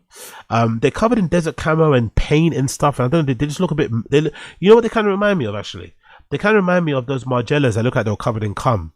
I'm sure you guys know what I'm talking about. So they've got bits on them where they look like they're covered in like glue stains on purpose or like paint stains. But essentially it's a desert camo. It's a desert camo pattern, but it's also been painted to make look a certain way. So some of the stripes are painted white or black with like these white marks on them. Kind of, again, similar maybe to like a Margiela shoe in terms of some of the paint, in terms of some of the cracking to make them look a little bit more hand DIY done and stuff. I guess the shape of them is interesting because I think these superstars, I don't know if it's me, but they look a lot more chunkier. Maybe it's because of the tongue or the inner, I don't know, there's something about them. They look a little bit, it looks like the soles are thicker or something. I don't know if that's true, but overall I quite like them. I'm not sure why I shouldn't like them, because I don't think I'd wear them well, but I do like the laces. They've got these really nice thick laces. I love that they got the Hellstar logo on the tongue here underneath the badge. I love that they got this really strange section at the back here with wings that kind of reminds of the Jeremy Scott Adidas from back in the day, right? They got these flame, they got this nice little flame cut out here on the side of the shoe that kind of reminds me of a Jeremy Scott thing. And then you got this really big pull tab here at the back, right? It's like neon pull tab that I'm sure probably has a Hellstar logo on the back. So because if you're a Hellstar person, you probably like branding and stuff, so you're probably happy to see that. And I think the soles are also covered in some graffiti or some, you know, some scribbles here, some graffiti as well is covered around the soles as well. I quite like them, I'm not gonna lie. I really do kind of like them. I shouldn't really like them, but I do actually kind of like them. Let's see, I think there's another colorway too. No, I think that's, is there another colorway? I think there's another colorway, right? Is that the only colorway? No, I think that might, okay, there's a Hellstar Infinite Edwards Ant-Man t-shirt. due to come out, but there's no other colorway. I think there's a, what's this? Okay, is it? Oh, is that stuff to do with Ant-Man then? Not to do with Hellstar themselves. Hellstar Adidas Anthony Edwards apparel available in Antland, Los Angeles. Okay, cool. I think, okay, Hellstar and Ant-Man collaborated. Where's the superstar? Okay, that's a superstar. Okay, that is a superstar. There we go. Yeah, they look great, man. They look fucking great. I really like them. The chunky laces, the fat laces, the fat tongue, the padded insoles, or the padded collar, sorry. I love this section, which is basically stitched over, right? That's really smart, by the way. So that flame thing I talked about, they just basically made a cutout that covers the stripes with the flames. That's also desert camo. That looks really cool. And then you got all the little graffiti on the midsole, around the toe box, and around the heel tab too. Really fucking well done. Well done to Hellstar. And also I guess I got some graffiti, a bit of airbrush artwork on the insoles too. Don't know who did that, but that's a really nice feature too. Some airbrush graffiti in there. The lace, oh look at the laces, I didn't notice that. The laces have a tonal Adidas logo, also Hellstar. So you've got the Hellstar logo and the Adidas Trifeg logo printed all over the laces. You can't really see it because it's tonal, but it is there. It looks really cool. I really like the look of that. It looks really fucking cool. So Hellstar smashed it. Hellstar killed it with that. There's also a pair of Adidas's, what you call it, the Anthony Edwards, the AE2s. So those are meant to come out too with a similar sort of color scheme, the desert camo. I'm not really a fan of basketball shoes though, so these aren't for me. But I do like the outsole that has the Hellstar there on the translucent outsole as well. It's pretty fucking cool. Or the clear outsole. So yeah, they did a good job, man. Hellstar did a good job with those. Hellstar did a good job with those. And they're due to drop tomorrow, I think, right? They're due to drop tomorrow, February 14th, according to Over and Under. Big up Over and Under. Another one I want to talk about is the Nike ACG IZY SE. These are really fucking nice, man. These are really, really fucking nice. I kind of feel like recently ACGs have been back in. I feel like they've done a really good job with the lows. So the other day I spoke about, was it the Goadome or the Goadome lows, which look, I think, better than the highs or the boots. I think the lows look better than the boots. And I think they've done the same thing with these, because I'm pretty sure this particular shoe was first made as a kind of a boot shape without the zip. But now they've kind of changed it and made it of a low and added a zip on them. They look really cool. They kind of remind me of like moccasins. Or they kind of look like an updated version of the, what's my shoe that I liked? Is it the Mock? Yeah, it's the Mock. They kind of remind me of like an updated version of the Nike Mock shoes from back in the day that I used to always wear. So they kind of done them. They've got a zip on the middle. They've got this really cool little moccasin, I guess, wedge wallaby type of stitch here on the front to create like a bit of a toe box. It's not just one unit, and it's got a really chunky sole. But they look really fucking good in this nutmeg brown colorway. Like these are really fucking good, really good, really. And I think this is a new model. I'm pretty sure this is not like a vintage model. I'm pretty sure this is like a new model that they've taken a shoe, edited it, made it a low, but I'm pretty sure this is a new model. I'm sure it's not an OG. It looks amazing in that wheat color. It looks amazing in that kind of like, is it a burgundy or brown, purple, whatever this color is here on the right hand side. They've done a really good job with these, a really fucking good job with these. And there's even more colors you see here. This is that purple burgundy. Oh, look at that! I didn't notice that at the start. On the tip, on the midsole, or the midsole, the tip of the shoe, there's a swoosh there. Really cool little detail.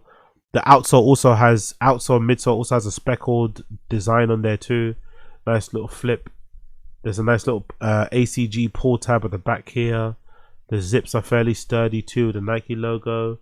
Nice thick midsole. Kind of reminds me of a Hoka. Gives you a bit extra height. Oh, these are really nice, man. It's like a perfect mix between like a clog, a slipper, a moccasin, and a Nike Mock ACG type of thing, you know, all in one. But look at that midsole. That's a really thick shoe, man. That is a really thick shoe. Your foot probably sits about here on the footbed. That's a really thick midsole. Give you some nice added extra height as well. I've never seen this ACG logo before though. That's a new ACG logo. I've never ever seen the ACG logo. That usually the ACG logo is that classic kind of triangle shaped thing. I've never seen the ACG logo like this with the 3 letters. But it's a pretty cool little logo there too. And then of course they look brilliant from the top down. This is the most important view for me when it comes to sneakers is this. This is the most important view because this is how you're going to see your sneakers every day. when you're wearing them, right, from the top down. And they look great from the top down, innit? They look fucking great from the top down. So yeah, the IZY SE is definitely a shoe that I think you should be keeping an eye on.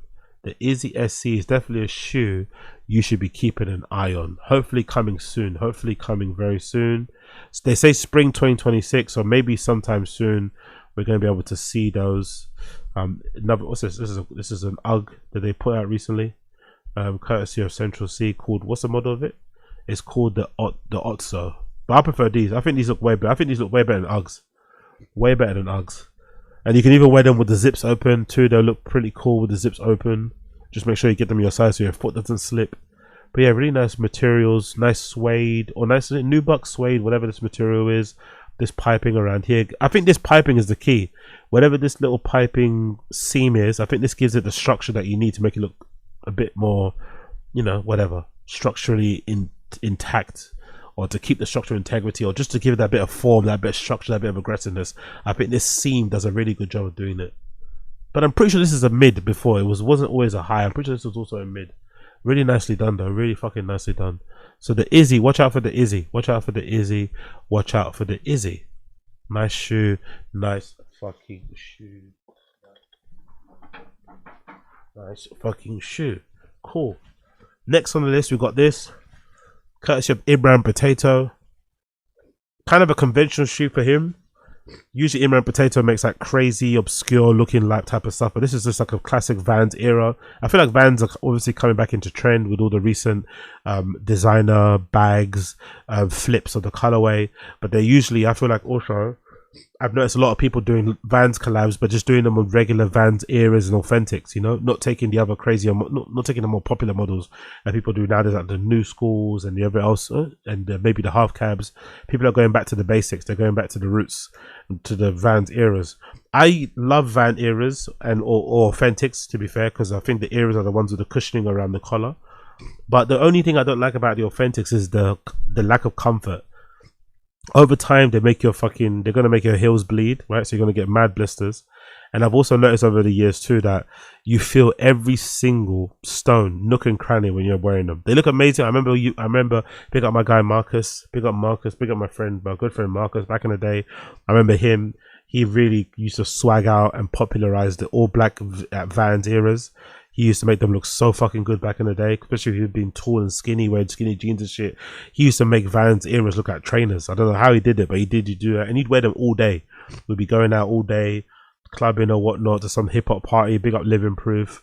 And he'd be wearing them all day and be okay. But I remember when I got a pair, they used to really hurt my feet. So that's the only thing. Vans eras look really fucking beautiful, but you feel everything called pebble.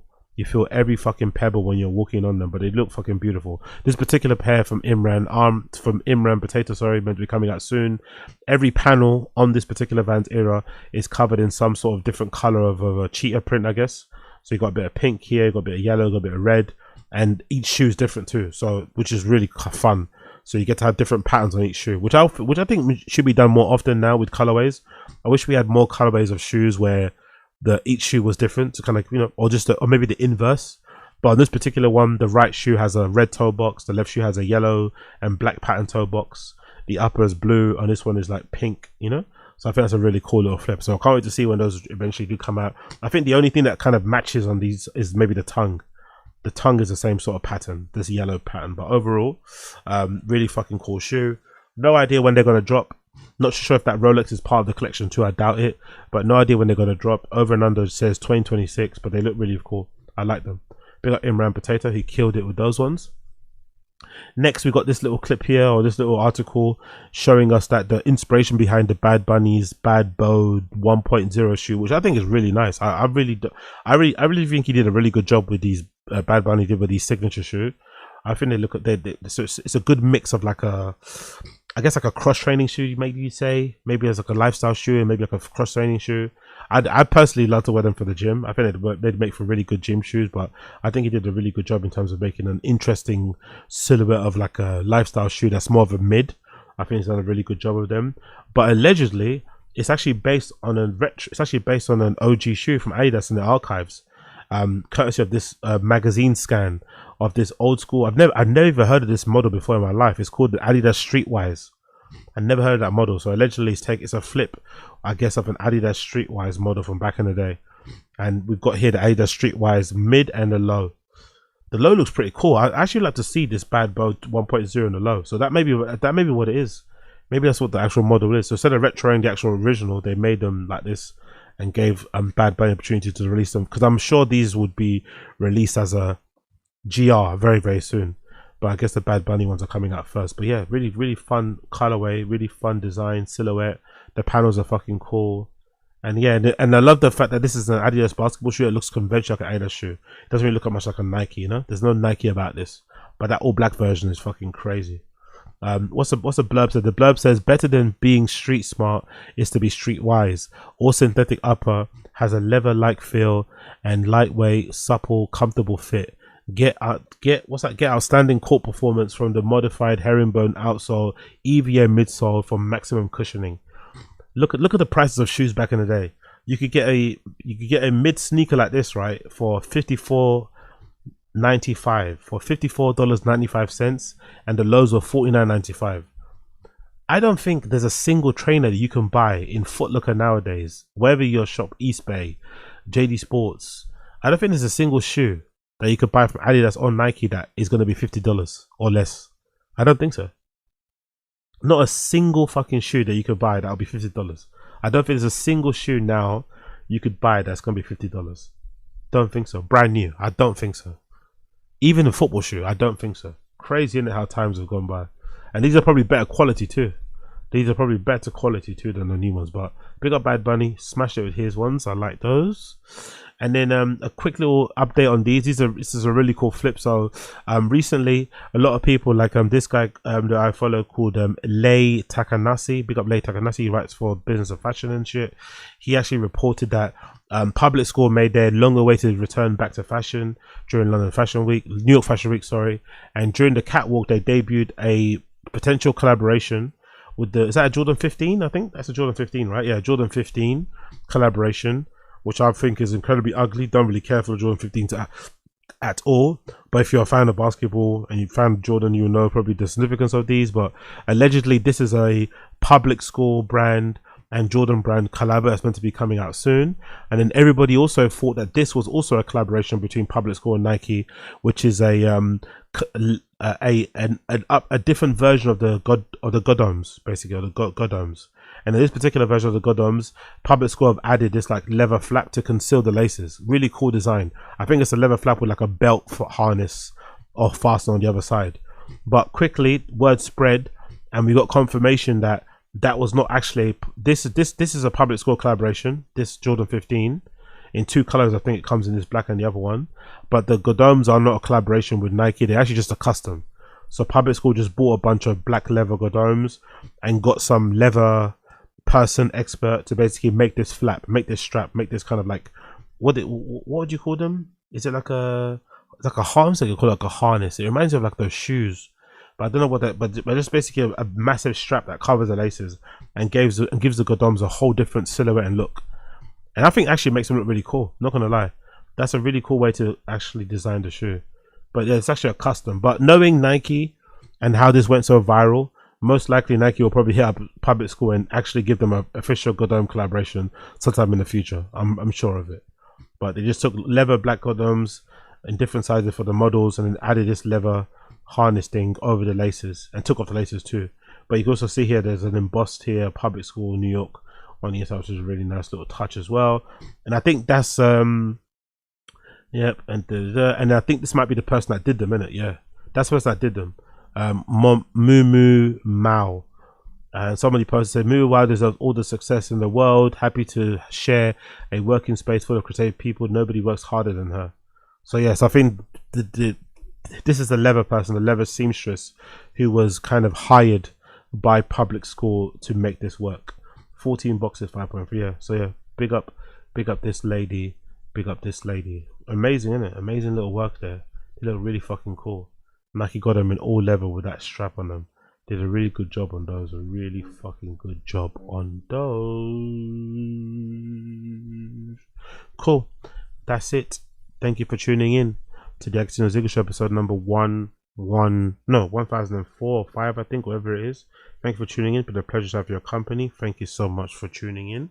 For those of you listening to the live show, make sure you like the stream, subscribe to the channel, leave me a like, subscribe to the team, leave your channel, all that good shit. If you listen to this with the podcast app, I'm going to play my song of the day for you.